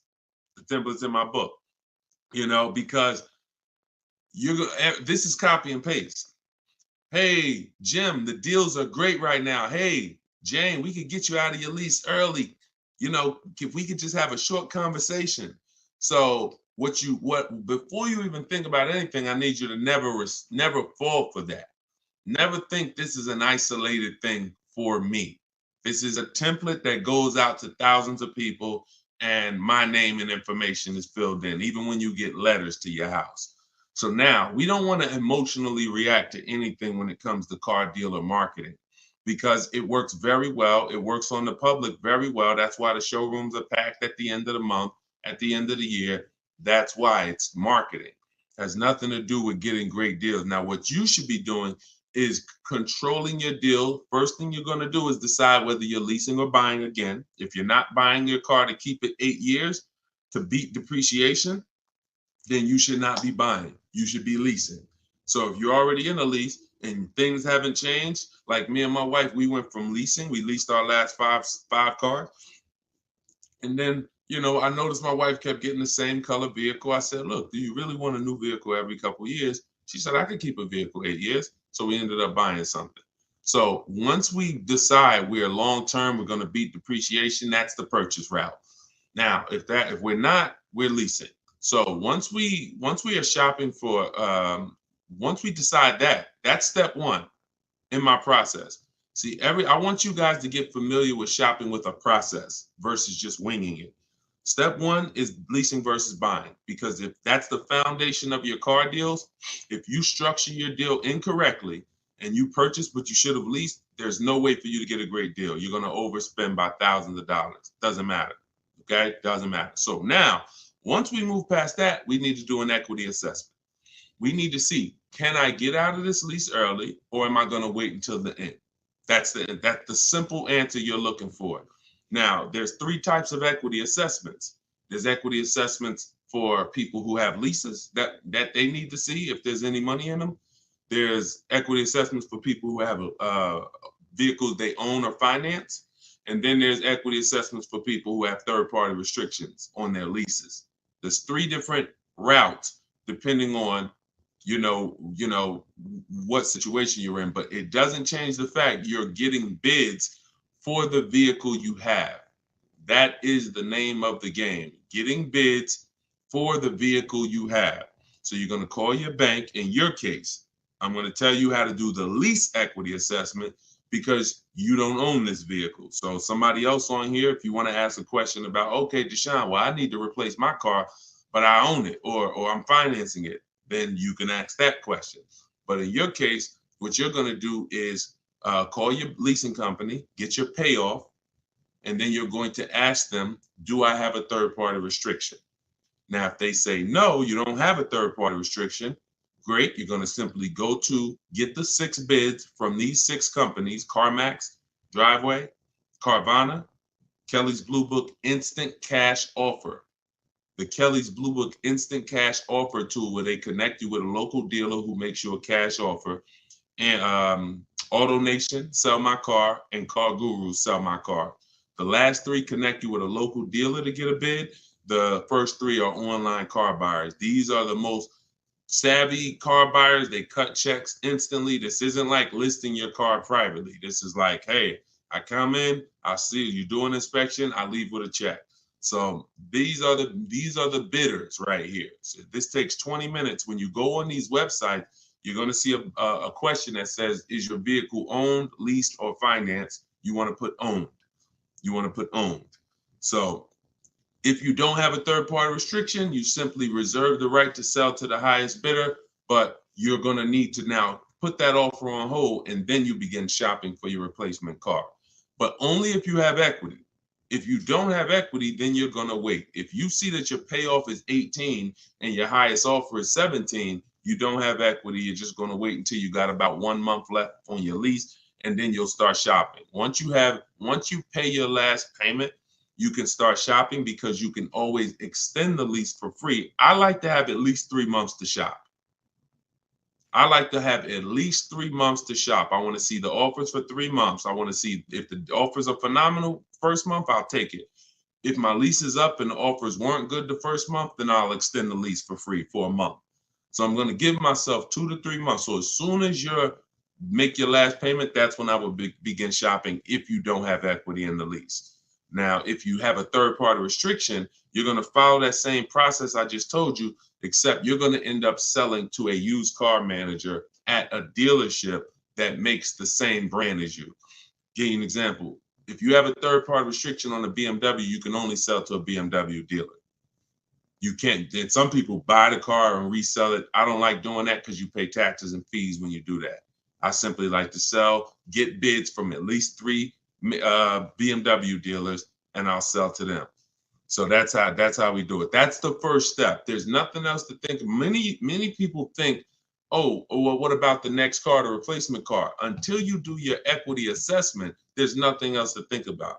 And I don't want you thinking about multiple steps when you haven't done the most important step for you right now, which is the equity assessment.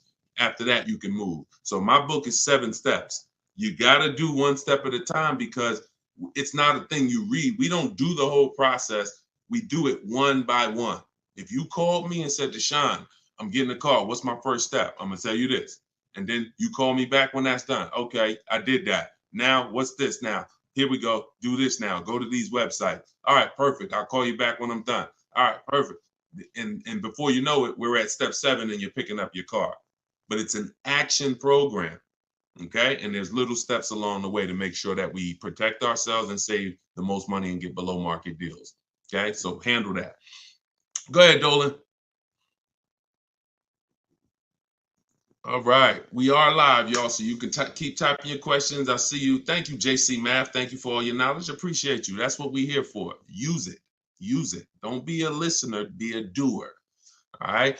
TikTok, does down payment really matter? It doesn't, Tyrant. We always shop with all our deals with no down payment. We always shop with all our leases with no down payment.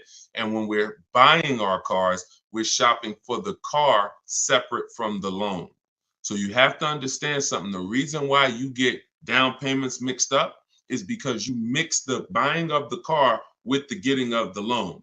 You're in the business of getting the loan from the dealer, and there's nothing wrong with that if it's done correctly.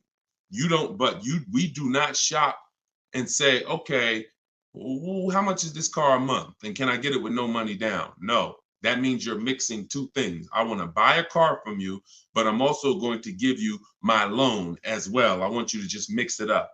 No, because there's money in both of those transactions. So when we are shopping for a car to purchase, we're shopping for the dealer who's going to give us the best price on the car. That's priority one. The loan is completely separate. The person who's going to give you the loan is you're going to use, if you're following what we teach, you're going to use our bank bidding war process, where multiple banks and credit unions bid for our business without hurting our credit. You got to know how to do this strategically. Okay, it's called the bank bidding war, where we have everything we do as a bid. That's how we eliminate buyer's remorse. That's how we guarantee we get below market prices. That's how we guarantee we get below market loans. Everything is a bid. So when you are looking for your car, you're looking for the car. If you're looking at a Nissan Altima, you're looking for the Nissan dealer that's going to sell you the car at the lowest price. And you're going to need 5 offers to do that. So once you find the Nissan dealer that's going to sell you the car for the lowest price and beat all their competitors, this is now when we come home and we get our loans in order. This is when we come home and we say, okay, boom. All right, I'm going to have my bank, my credit union, some online banks, go online, banks and lenders who, do car loans online. I'm going to have all of these people start bidding on my business, because now I have a car that I'm looking to go pick up in the next 24, 48 hours. And then after we get that round done, we're going to call and see if the dealer can beat it. That's the bank bidding war. You have 10, 15 people bidding for your business in a 24, 48 hour period. And when you end up getting your car, it only affects your credit like one hard inquiry, even though you had 15 of them. So all the inquiries will show, but a weight on our credit score will show as one hard inquiry, because it's called proper rate shopping. So that's how we make sure we get the best loan, and that's how we make sure we get the best price on the car. If you've been mixing these two, it's no way for you to guarantee your best deal. There's no way for you to save all the money mixing the loan with the deal and with the car you buy. And then some of you even mix the trade in and say, okay, I'm going to give you my old car, and I'm going to buy a car from you, and I'm going to get a loan from you, and I'm not going to get bids on any of these transactions. Impossible not to overpay doing that. Sorry, I hate to be the bearer of bad news, but that's how I have to deliver it for you to understand. Come out of that cloud. Come out of that cloud, shopping that way. Okay? But down payments doesn't matter. Only people that can't do no money down deals are people that have way too much negative equity and they don't have any money. If you are trying to bring a lot of negative equity over the deal, the bank's not going to approve it, because they only are going to lend a certain amount above the price of the vehicle. But here's what's very important. And no, we're not going to talk about the negative equity right now. We'll let that be a question in and of itself. But the only people who can't do no money down deals are people with large amounts of negative equity. It becomes more difficult for you to do those deals. All right. Go ahead, Dolan. Great question. Okay. Jay Golden Gate from Instagram. Is this all in your book? Everything that I'm teaching is in my book. Every answer to every question that I'm giving on every live stream is out of my book, Cars from Home. 7 Steps to Saving Time, Money, and Avoiding Dealerships. I even try to let you know what step I'm teaching from, because I want you to get familiar with the steps. Step 1 is the most important question. How many years you keep in the car? That's the 8-year rule, leasing versus buy question. because that's the foundation of your car transaction. I could help you save all the money possible. You can get big discounts on the car, but if you purchase the car, but you should have leased it, you're going to overspend by thousands of dollars. So that's why that's the first step, most important question. Second step is equity assessment. Third step, we structure our deals. We need to know, and this isn't budgeting. This is literally structuring our deal and knowing on a lease, what would a good deal be? On a purchase, what are my offers going to be? What am I looking for purchase price wise to be below my budget? That's deal structure. Then we're moving to shopping, not buying. This is where we choose our car, do a little research, 5-10 minute research to make sure the car we're looking at is not a problem car, doesn't have bad reliability ratings, doesn't have bad longevity ratings, doesn't have bad initial quality rating. These are quick steps. And then we test drive if we're looking at a new car or a lease. We test drive it in that step. Then we move to multiple offers. Step 5, where we're in the market, getting bids, getting offers, actually able to take a deal across the finish line if it presents itself to us. Step 6 is paperwork and protection, which means, all right, we got our deal now. Now let's finalize our loan. Let's go over some paperwork. Do we need extended warranty, tire and wheel? And then step 7 is delivery. Everything I teach comes out of one of those 7 steps. And yes, that's all in my book. And you can get your copy at deshonsbook.com for 75% off for 30 minutes. Or you can go to my Instagram bio or TikTok bio, click that link there, and then click the button that says get the book for 75% off. You won't pay the $97. But yes, good question. Go ahead, Dolan. Will older Toyota Camrys 2023, 2024 be cheaper or have more incentives due to the redesign of the 2025 Camry coming out? That's a good question. You never know. It depends on if they have a lot left over. So what I always say to anybody who's thinking you want to get a pre-owned car, but you only want to get it like 1 or 2 years old, you got to be careful doing that. Depending on the car, I'm going to tell you why. I've had people who wanted to get a new one, I mean, a 1 or 2 year old one, but I said, first of all, you're not going to have enough inventory to properly gauge what below market is on those vehicles. Because the only way dealers get pre-owned cars is somebody trades it in or somebody returns it off lease. So if or they buy it from an auction, which means somebody had to replace it. Somebody had to get rid of it. So you don't typically see people replace their cars in 1 or 2 years. So that's why you don't see a lot of 1 or 2 year old vehicles. So what I always say is you need to be running the prices on the brand new ones. Now, in the case of a redesign, maybe you don't see too many incentives, but you still never know. We had somebody hop on the show 3 days ago, and she said that she got a brand new BMW X4 M Edition, popular truck, new, and she's saving $7,000 on that particular vehicle. So you just never know. But there are vehicles out here where you can save thousands off a brand new one. So give you an example. Somebody, Frena, she leased her Jeep. She probably got 10 grand off the price. Okay. And some of you know, if you've been on the stream before, that I regularly share people that get, on certain cars, you get 20, Maserati, Kimberly's Maserati, she got 20 grand off. Sean, he got 20 grand off on his F-150 Lightning. So you don't know what you're going to get until you get into the market and see what the demand is for that vehicle and see what the rebates are. You don't know until you get all those offers. None of those people knew they were going to save 20 grand. No one knew they were going to save 10 grand, 7 grand. They only get in and then they get the offers and they see this is their best deal. So if I end up being able to save 7 grand off a new one, then what should I pay for a 1 year old one? That's the point. If the new market, if I don't have enough inventory to compare the 1 year old ones, because you're not, then I can only compare it to the new market. So if you do it my way, it takes 60 to 90 minutes to get all these offers. Before one trip to the grocery store, sitting down at your computer doing it my way, you'll be able to see what the market is for any vehicle. And when you really get quick, you'll be able to do it in like 45 minutes, copying and pasting. So once you see that, if the new market for the car is 7 grand off, how much should I pay for a 1-year-old one? Well, it better be at least 10, maybe 11, because a brand new one is $7,000 off. Now, opposite is true. If I could only get $2,000 off sticker, that's my best offer.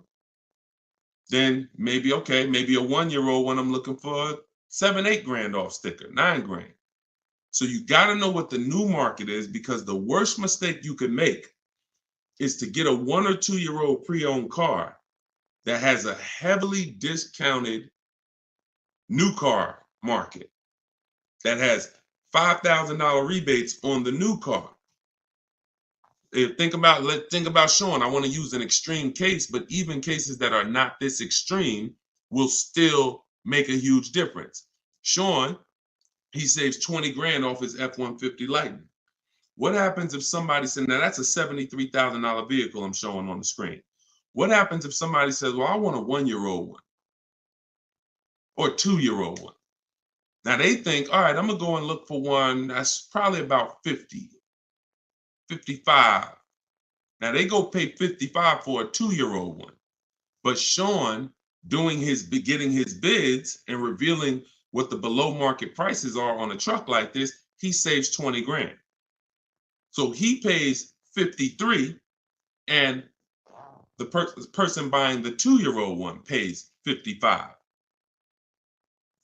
Do we understand how horrible that would be for the person who got the 2-year-old one? We clear? Type clear before we move on. This is only for recent cars. This is only for 1 or 2-year-old. If you're going 3-year-old, there's typically enough cars for you to compare prices. But those of you, we've had a lot of people over the years that target a 1 or 2-year-old one. I would tell you, shop the new car market, because that's going to give you the parameters you need to know what a deal should be on a 1 or 2-year-old one. All right, there we go. Good question. Let's go, Dolan. Shoot the next one up, brother. Let's put the banner back up for those of you who want your book, 75%. Now, just so you know, once that timer on my website hits 0, the price goes back up to $97. So be aware of that. Get your $24 book if you want. I mean, look, $97 is great. Let's be honest here. We usually keep cars for a while, but we see a lease deal for $189, 0 due. This is trash. This is trash. 36 months only for commuting to work, perfect credit. And I'm gonna tell you what's trash: advertisements. Deals are not advertised. Deals are not advertised. First of all, the 189 is going to be on a specific vehicle, and it's not going to include taxes and fees. I'm under the mindset now, if it's 189, 0 due, 36 months for commuting, okay, 30,000 miles, which is right at what we do. That's 10,000 miles per year. All right, that's great. You can adjust the lease up to 30,000 miles a year if you want, but they only need 10. Do I need to negotiate this? That's always, look.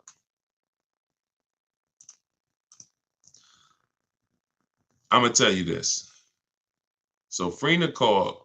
She's in a group that we have here. Now Frina was shopping originally for a Jeep Grand Cherokee Limited because she had one already. So she posted to our group. She said, Deshone, the best offer on a Jeep Grand Cherokee Limited I got out of all my offers was 1.2. I said, that's still good. She said, yeah, but she said but the dealer is saying that they have another model that they could do better on. They said they could probably get me to 1% on that. I said, okay, you need to shop that offer again. You need to shop, you need to get bids on whatever model they're saying, because what happens if that model has different incentives, a better lease program, and you're just taking them for face value? Just because they're the best on this car doesn't mean they're the best on this other one. She said, okay. So and we do this in minutes. So she got her 5 offers. She got her 5 offers on the new one. She ended up getting the best deal I've seen in 3 years. 0.88% lease.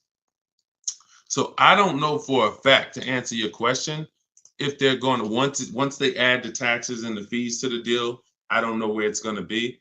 But here's what I do know. Great deals are not advertised. So deals where dealers are like, I don't really want to do that. It's tight. Like they didn't love doing that deal for Freener. They just did it because they wanted to move a car. I'm always, especially knowing what we know. See, for you, shopping might be hard. That's why I'm trying to give you the formula and give you the recipe to getting deals online so that you can start getting bids in minutes. Even if you're going to do it manually by phone, it's still better than you just going in and saying, okay, that's what you advertise, give me that. That's just not below market, because anything below market is not, if anyone can get it, it's not below market, it's average. The stuff that I'm showing y'all, every single thing you see, anyone ain't just going and getting these numbers. Y'all see these lease deals that I share. Y'all see these discounts on these purchases I share. Y'all see Tiffany, if you were on the stream the other day, you saw Tiffany wrote in, just got her Mazda $44,000 brand new 2024 Mazda. And at the time of this recording, that's literally 2 weeks ago. She saved $6,500 off a brand new Mazda. These are not deals people are getting. These are below market deals. So it's really your personal preference. If you want to be lazy with it, go in and try to fight for that advertisement. If you want to know for a fact you got the best deal on that particular vehicle, you sit at home and you get bids from at least 5 dealers, because 80% are overpriced. So it's your choice. I'm always doing it. This takes 45 minutes to do. By the time you get home, like whatever car this is, let's just say it's a Toyota Corolla, whatever car it is, by the time he goes, visits the dealer and comes home, I would have done the process to get offers, to get at least 5 offers on that same vehicle. That's how quick this is. Go ahead, Dolan. All right. What's up, Paul? YouTube. Have you ever heard a dealership tell you that you have too many cars when trying to get a loan from a dealership? I currently have 6 cars and they stated I should trade in at least 2 to 3 vehicles. Absolutely. Absolutely. If those cars are attached to your personal credit, then most definitely. The only way that wouldn't matter is if you had those cars in a business credit where it wasn't showing against your personal debt to income. So, if you have several cars in a business name that's not showing, then that's showing them the business is taking care. They won't even see them in many cases. So if you have, 6 cars on your personal credit, of course, at any given time, if any one of those lenders is taking a risk, because what happens if the economy shifts? What's the chances that he's going to be able to pay 6 cars? So for sure, your best bet is going to be trying to, secure outside funding, outside financing. But that's what we would do anyway. We would always be shopping for our credit, our loans separately, and then giving the dealer the chance to beat it. For sure.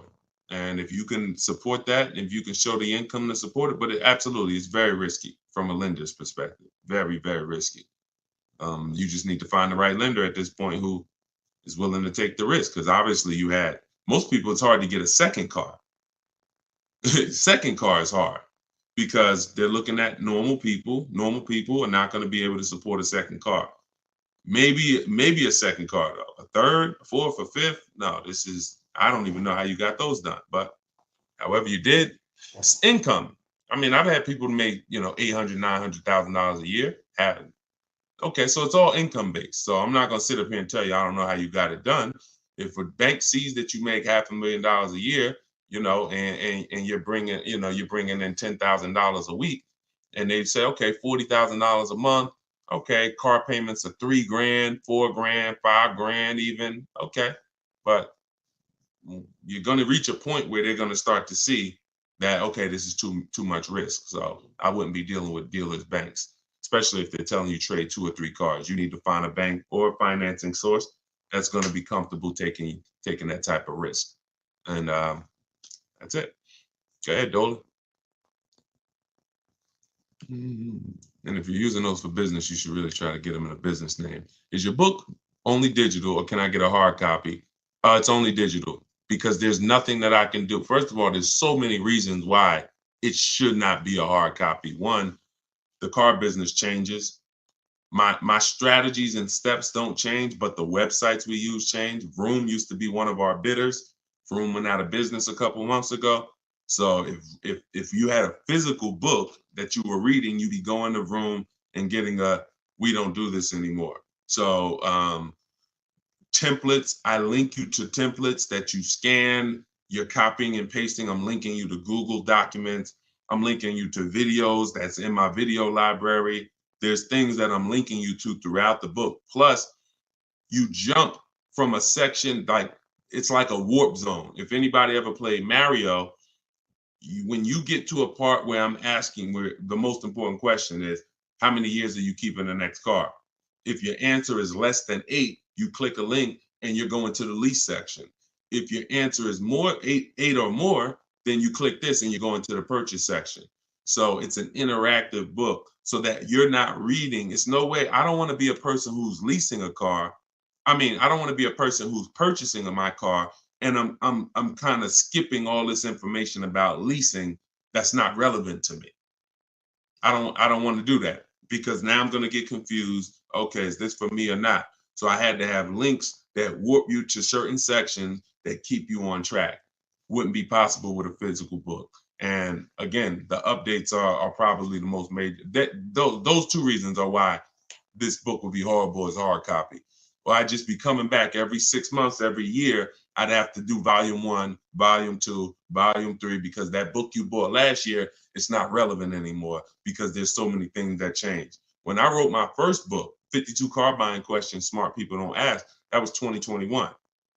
2021, that was a digital book as well, but the format of it was so rigid.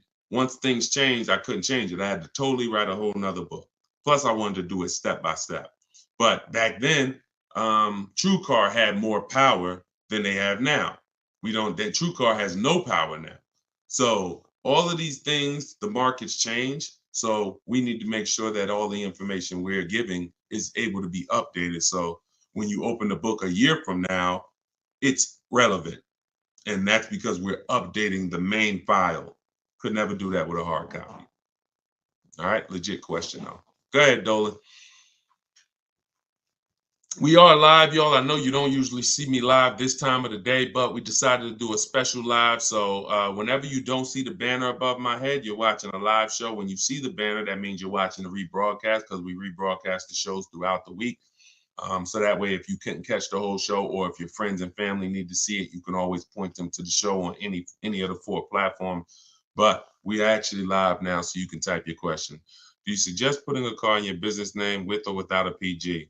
I'm not in the business of teaching people how to get business loans without personal guarantees. So, whoever told you could do that, you should follow them to learn what banks, what cars do that. But you should still use my system to get the prices. Because one thing I see about these people who buy cars in their business credit, they just overpay like crazy. They walk in and say, "Oh yeah, I want this car right here." They don't know how to get below market deals. Same thing with influencers walking in with checks. Hey, your girl got a G-Wagon. Yo, your boy just got the Range Rover Supercharged autobiography. Man, they walk in and they are getting hit. I don't want to use that word on YouTube. They are getting hurt big time financially on these cars. So I would say, and I say the same thing with people who do Toro or who do who have a rental car business. You need to learn from someone who's going to teach you the business systems. That's the stocking of the inventory. That's the insurances. That's the how to market the business. That's the, best practices in the business. But then you need me because we're the best at teaching people how to buy the inventory for the lowest prices. People are overpaying for their inventory because they view it as the business's money. That's ridiculous. Business's money is your money. So, but whether it's a PG or without a PG, get it done. If you sign in PG, I don't see most banks are not going to do that because what you're saying is, here's my business. If something happens and this car is not paid, the business needs to have the assets for you to go after that'll pay the car. If the business doesn't have the assets, the bank is saying we're coming after somebody who has the assets. That means you could just be like, one day, all right, I'm not paying for these cars no more. Take them back. And then there's no recourse. Most banks are not going to do that at all. But some will. If some are doing it, just find the people who's teaching you which banks do it and follow them. Okay? It's up to you. I've had plenty of people buy cars in their business name, personal guarantee it, and it doesn't show in their debt to income. And now, very important before we go to the next question, if this is your goal, you need to call the finance manager at the brand. So if you're like, oh, I want a Honda, you need to talk to a finance manager at a Honda dealership and say, if I buy a car in my business name and personal guarantee it, will it show against my personal credit? Because it will with Mercedes as far as 2019. And I learned that the hard way. Me and the customer. It was, I said, the customer was buying cars in their business name, real estate developer, and he came and he got a Mercedes Benz. He put it in his business name with the personal guarantee, and it's still reported on his personal credit. Then the finance manager told us, hey, just so you know, yes, it does still show. I'm like, we should have known that before. That's something we should be telling customers before they ever apply, because they're only applying in their business name because they don't want it to show against their personal debt to income. So always double check with a finance manager in the brand, okay? Everything that I learned the hard way, that's what I teach and warn against. So everything, negative equity, leasing, it was all based on mistakes that I saw people making. And I said, okay, how do we get into this? All right, now I need to teach people to do different things. Okay, go ahead, Dolan. Shoot the next one up. All right, keep typing your questions, y'all. TikTok, Arthur, what's going on? Yeah, I don't see a lot of questions on TikTok. What's up? Although y'all are running the likes up, appreciate you tapping the screen. See, well, here's what I say. Every time you hear something you like, every time you're like, oh, that makes sense, just tap the screen. It just runs the likes up and it lets TikTok know we talking big business over here. So I appreciate y'all. Arthur from TikTok said, what's the best way to handle being upside down? Ride it out? That's a good question. Now, that's the third choice. The best way, so what you got to know for those of you who are upside down in your loans, you have cars, do your equity assessment. I talked about the equity assessment at the beginning of the show. Do the equity assessment. Once you see that you're upside down, if your highest offer is 20, but you owe 24, you're upside down. If you could pay the difference, that's the best way.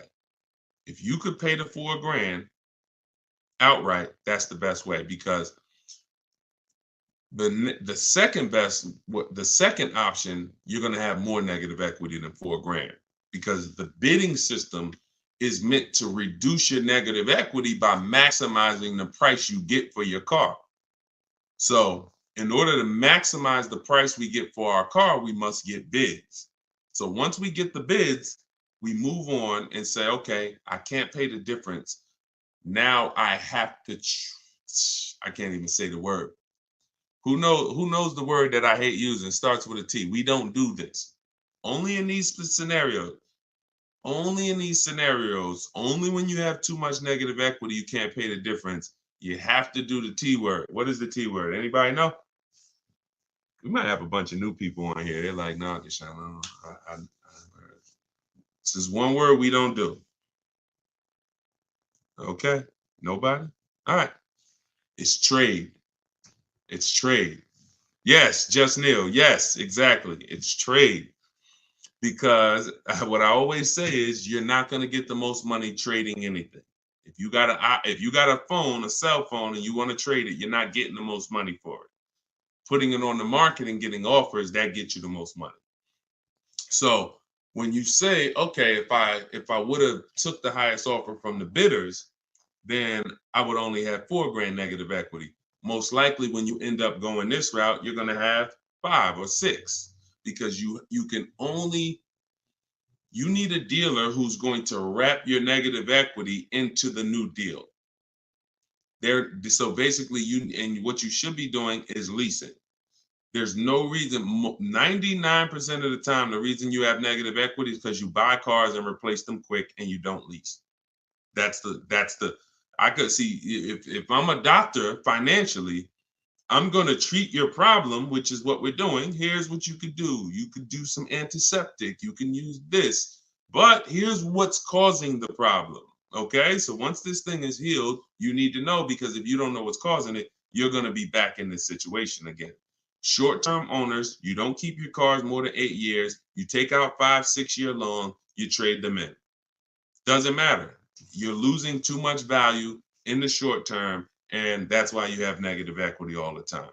So now let's go a little deeper on this option 2 for negative equity, because there's going to be a lot of people who have it.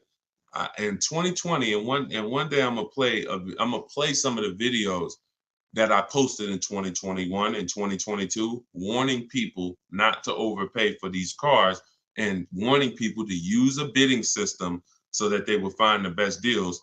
And unfortunately, my voice wasn't loud enough to prevent the tens of thousands of people who are in cars that they overpaid for. So there's going to be a lot of people with negative equity that are looking and saying, okay, Deshone, what do I do now?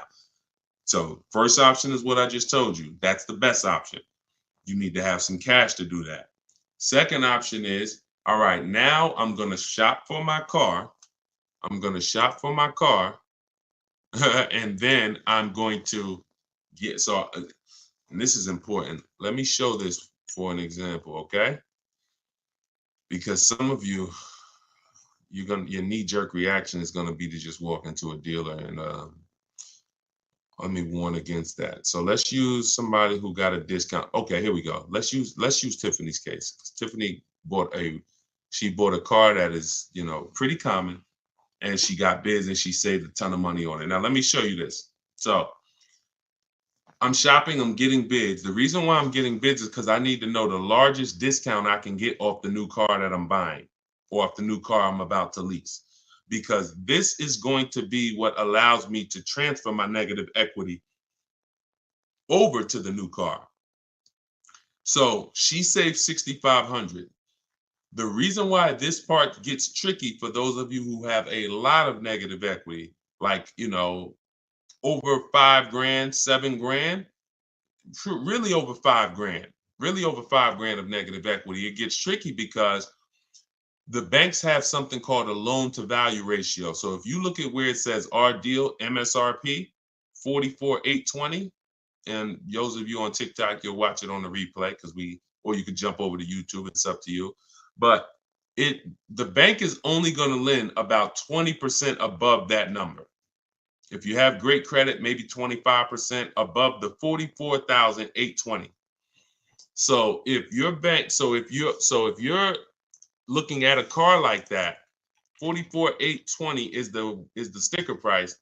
The bank's only going to lend $8,900 more than this. Now, this applies to people who are trying to do no money down deals. You got to realize taxes go on top, fees go on top, probably $1,000 in fees, documentation fee and motor vehicle fees. So between taxes and fees on this vehicle, that's probably another $4,500. So if the bank is only going to lend a certain amount over that and taxes and fees are 45, you really could only put like another 45 grand, $5,000 of negative equity before you are capped. That's why I said, coincidentally, works out perfectly. On a vehicle like this, you can only roll over about $5,000 of negative equity before you're going to blow out the bank's loan to value ratios, and they're going to say, oh, we can't approve that. We need you to put money down. So, but if you use the bidding system and you saved all the money that she saved, look at where your loan to value ratios is. Her starting price is 38. So literally she can slap. Remember, the bank's going to lend 49 on that $44,000 vehicle. The bank's going to lend 49. That means she could have put 10 grand. She could have put, $7,000, $8,000 of negative equity because the discount she got. So the discount you get affects how your overall deal. If you didn't get a discount because you don't know how to shop, and then you're trying to throw negative equity, now you're stuck, or now you got to put money down.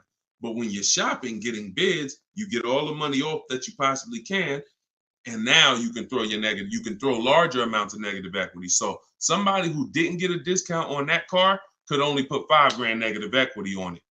They could only transfer $5,000 of negative equity over. Somebody who got the discount Tiffany got, they can slap 10 grand of negative equity on top. So that's what you need to know. You are always going to get bids. If you need to replace negative equity, you're always going to get your bid. If you're using my way, you're only going to get bids. You're not going to ever accept a deal without at least 5 offers. But when you start getting your 5 offers, for those of you who have negative equity, you're going to see it makes it a lot easier for you to transfer your negative equity over and still do a no money down lease. Because God forbid, if you put tons of money down on a lease and it gets totaled, you lose that money. So if you have to put money down, 3-4 grand to get it approved, then the vehicle gets totaled, you lose that money because you have to go shop again. But if you put no money down, you rolled over all the negative equity and the vehicle gets totaled, you walk away and you're fresh. Whole different positioning, whole different leverage, whole different exposure. If I just rolled 7 grand over of negative equity to this lease I'm driving, God forbid the vehicle gets totaled, none of my money's in it, I'm out the negative equity. And like, it's a blessing. As long as I'm not hurt, praise the Lord, it's a blessing. So this is financial strategy. I'm a strategist.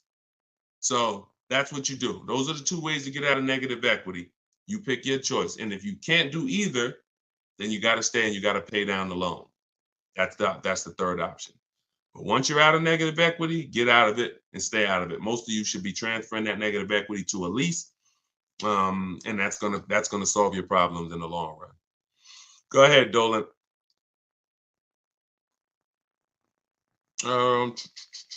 Okay, Andrew on Facebook. What do you think? A trade-in of a car almost the exact same price of the car you want to buy. Listen, we don't trade. You're using curse words on here, man. If I came in your house right now, any valuable object, and I wanted to make you a trade for it, you're not getting the most for it. So that's just what we do. We get bids. We get bids. We're not in the business of wondering, could we have gotten more? When you do trades, when you do this old style shopping, which is, think about this. I'm about to say something and it's gonna be a gut punch. You're shopping like it's 1990. Let that sink in. Everything y'all hear me talking about is new age, right? Stuff you never heard before. Now, I've been in the car business for 14 years. I've been educating people on car shopping from home for 3 years straight. Before that, I ran my own brokerage called Cars from Home, where I did this for people. And then I found that we can help more people teaching them how to fish. So this is something that we've been mastering since really 2015. I haven't been in a dealership to make a deal since 2015. My last deal was when I worked at Mercedes and I bought a used Mercedes when I was there. Forgot about that car. Phenomenal car. Got totaled. But that was the last deal. Every deal I've made for the last 10 years, and I've had 2 Infiniti leases. I've had a Jeep Grand Cherokee lease, and I've had the Infiniti truck that we bought. All been online, below market deals using my own system, using what I'm teaching you. Everything is new. All you hear on these streams is new. Wow, I never heard that before. Oh, that's brand new. Ooh, I like that. But everything you're talking about doing is 1990. Go in, trade for cars, walk into a dealership, negotiate back and forth. If you're looking and saying, I'm doing the same things to buy my cars that people were doing 30 years ago, you should tell yourself, no wonder I ain't getting below market deals. No wonder I'm leaving hoping that I did all right. Oh, man, you think we could have got more money for the trade? Yeah, I know I should have tried to hit them. I could have got another 1,500, but you know what, man, let's just, that's buyer's remorse. That's buyer's remorse. This stuff that you accept as normal, buyer's remorse. That is not what we do. So we don't trade, we get bids, we separate our transactions. Who we sell our car to is different than who we buy our car from. That's different than who we getting our loan from. We bid out these transactions using online resources, and we do this stuff in 60 minutes. So while you're there, before you even come back, one trip to the dealership, you've been there 4 hours, I'm here and we're talking to 20 dealers and we're getting thousands of dollars off while you're you could be potentially talking to an 80% dealer who's an overpriced. Some of you know 80% of dealers are overpriced. Whenever you hear me say an 80% dealer, that means when you walk down the street or you drive down the road, if there's 10 dealers on the block, 80% of them are overpriced. 20% of them are great, but you don't know who's who. So if you go into an 80% dealer and he takes off $4,000 and you think you won, his price was so high to begin with that $4,000 he gave you, you lost. See, if I start $6,000 high and then I take off 4,000, you lost. If I start $2,000 high and take off 4,000, you lost. If I start at the normal price and take off 4,000 and beat my competition, you won. So this is what we do. It's a science from shopping from home. That's why the book is called Cars from Home. 7 steps to saving time, money, and avoiding dealerships. Go ahead, Dolan. And then bring in Lakina. I see Lakenya on YouTube. Bring her in after Robert. Instagram. Y'all keep typing your questions. We are live. We'll do No, I don't do DMs, my olive branch. Thank God we got 2 million followers. There's no way. And none of this stuff is uncommon. See, a lot of times you think your situation is uncommon. Like there's nothing. I've been in this business since 2006. There's nothing I haven't seen. People are, oh, but I got a special situation. No, you don't. It's special to you. It's special to you. There's 100,000 other people in that situation, which means I've already planned for it.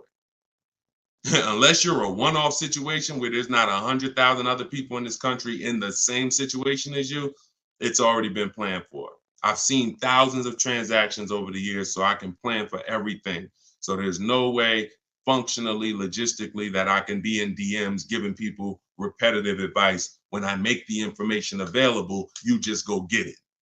You want to get on the stream and try to get it? God bless you. You want to get my book and try to get it? God bless you. You want to go to my masterclass, link in my bio, and attend my masterclass and find out what you've been doing wrong? God bless you. You want to watch my social media videos that I put out every day? God bless you. You just get it. But that's what we do. All right, Robert, Facebook. What is the best way to look for a particular new car instead of going through each dealer's websites in various cities? To look for a particular new car, I'm going on a dealer's website. I'm going to 25 Mazda dealers' websites. I'm telling them what I want through the contact tab, and then I'm going to see who has a vehicle.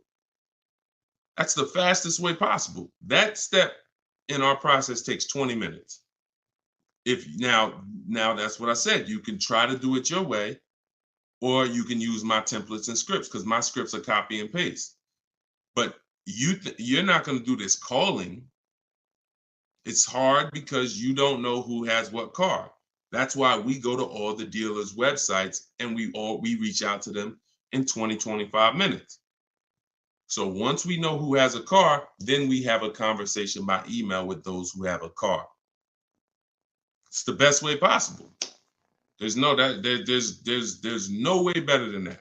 Like, there's you going into a dealer, you calling dealers. No. We know when we reach out to 25 dealers, there's a chance maybe 10 of them have a car we want. Maybe 8 of them have a car we want. If none of them have a car we want, then that means that car is either sold out or you're in between model years, which means it's sold out. The 2024s are sold out. We haven't gotten the 2025s yet. If we connect with 25 dealers and no one has a car we want, or only one person has a car we want, then that means that car is not in the market anymore. In which case, it's better for us to know that than walking into dealers, wasting our time looking for something that doesn't even exist. It's the best way. It's the best way. Everything else is a waste of time. Go ahead, Dolan. Okay, good morning. I bought the book and right now analyzing my equity. I owe $36,000 on the vehicle. It's a 2024 Mazda CX-5, but the only offers I've gotten so far are $23,000. Why are we looking to get out of a car? It's a 2024.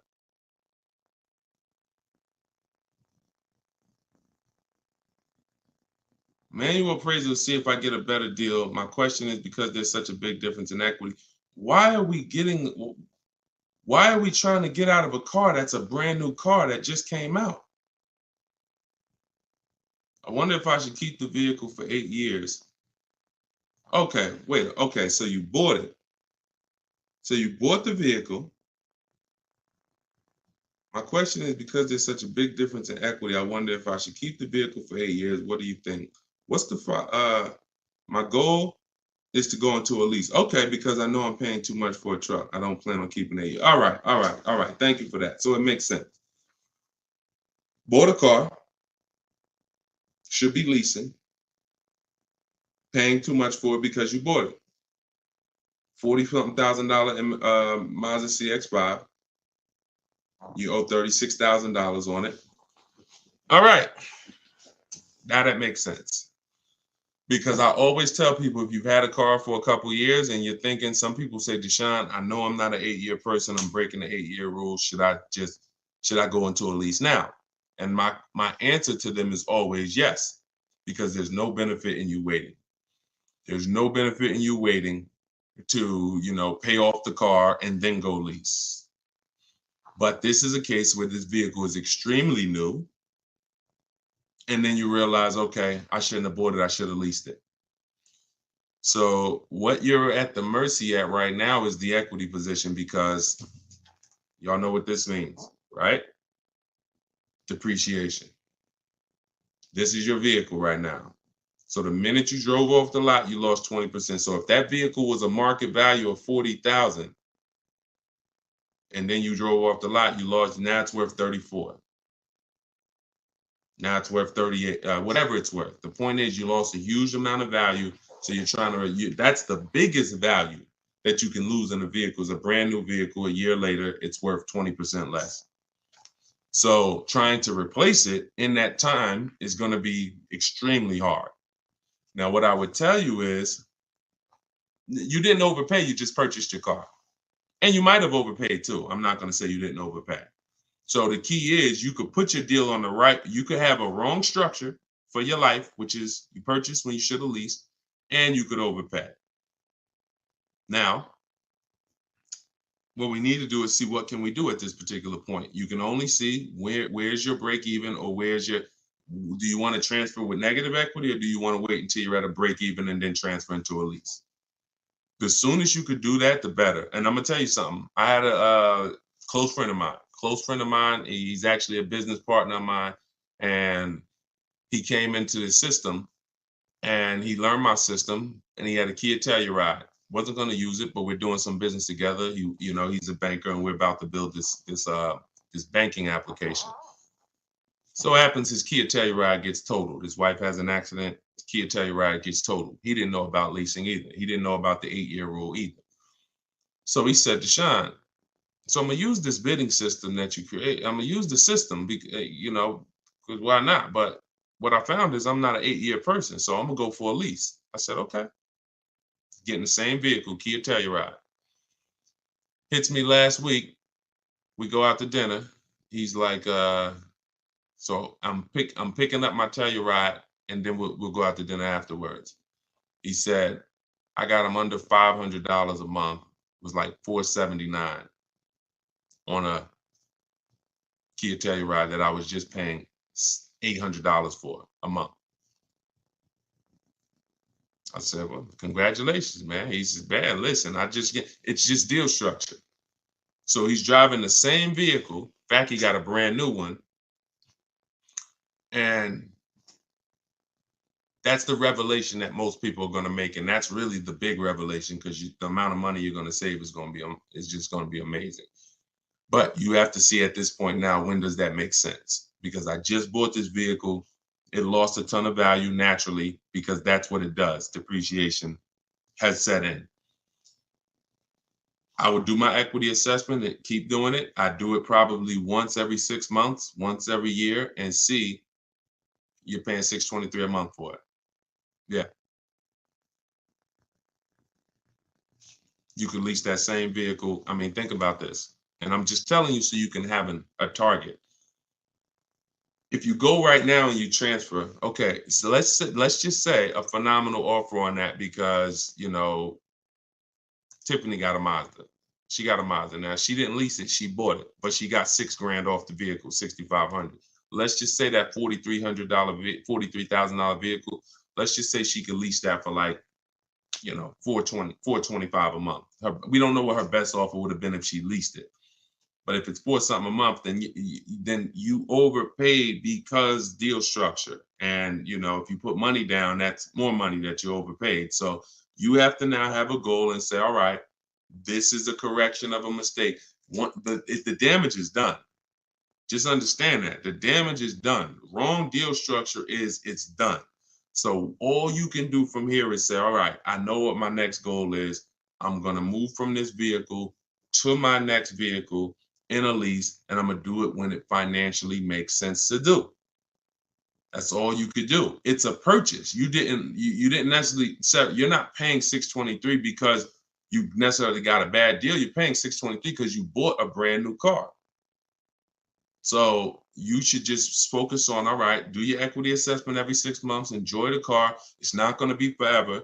Hopefully in the next 12 months, 18 months, the equity position levels out where you can make a move from the car. And if you put a little money down, it'll help you. But think about that. Think about this, y'all. Real scenario. And we're not, and look, your story is going to help you if you follow this plan, but it's also going to help people who are going to be in your situation and who can avoid it. Because really, you probably, in order to get $623 a month, you either got a long loan, maybe 6-year loan, put a little money down. But what are we talking about? When you can replace that car, we're not talking about you getting any of that back because you're not going to get it back. If we could break even right now, that would be a blessing because you can move freely. So we're just praying to get to a point where you could break even, which means whatever money you put down, gone. Whatever the $600 something you're escaping to go into the lower lease payment, gone. So this is why I'm telling you guys, if you're not keeping your cars 8 years, you should only be shopping for great lease deals. It's impossible to get a great deal if you purchase a car, but you should have leased. Impossible. And I will tell this for everyone who's willing to listen, not be emotional, not listen to what Dave Ramsey's been telling them for years, because these are the facts. These are numbers. And I put this advice up against anyone in the world. Numbers are numbers. I love numbers. So here's what you do, LaKenya. Don't beat yourself up. Enjoy your new car. You could afford it, but you just know, future-wise, I'm going to be getting great lease deals, and I'm going to take the strategizing in it and the shopping for cars and understanding financial literacy with cars extremely serious because I'm never going to repeat this again. Let it be an anchor to you to never go out here winging the process again, because this is your money. So the info is available. Run your equity assessment. When it makes sense to transfer it over, shop for your next car, get bids so that you can save all the money you need to save and then go into a lease. That's all we could do. That's all we could do.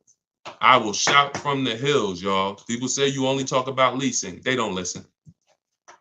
8-year plus people, no. We should be buying. If that's the most important question, how many years are we keeping the car? 8 years? We're going to buy it because we're going to outlive the depreciation. We know depreciation looks like this. It's the unseen expense. These are the first couple years, and then it levels out like this to where my car is not losing value. Okay, good. No money down, 72 months. Good. All right. There you go. Then just do what I said. At least you didn't lose any money. It's just the overpayment is going to be for the purchase. You probably got a good price on the car. Just make sure that you run the equity assessment. You'll be fine. You'll be fine. And in the long run, you'll be fine.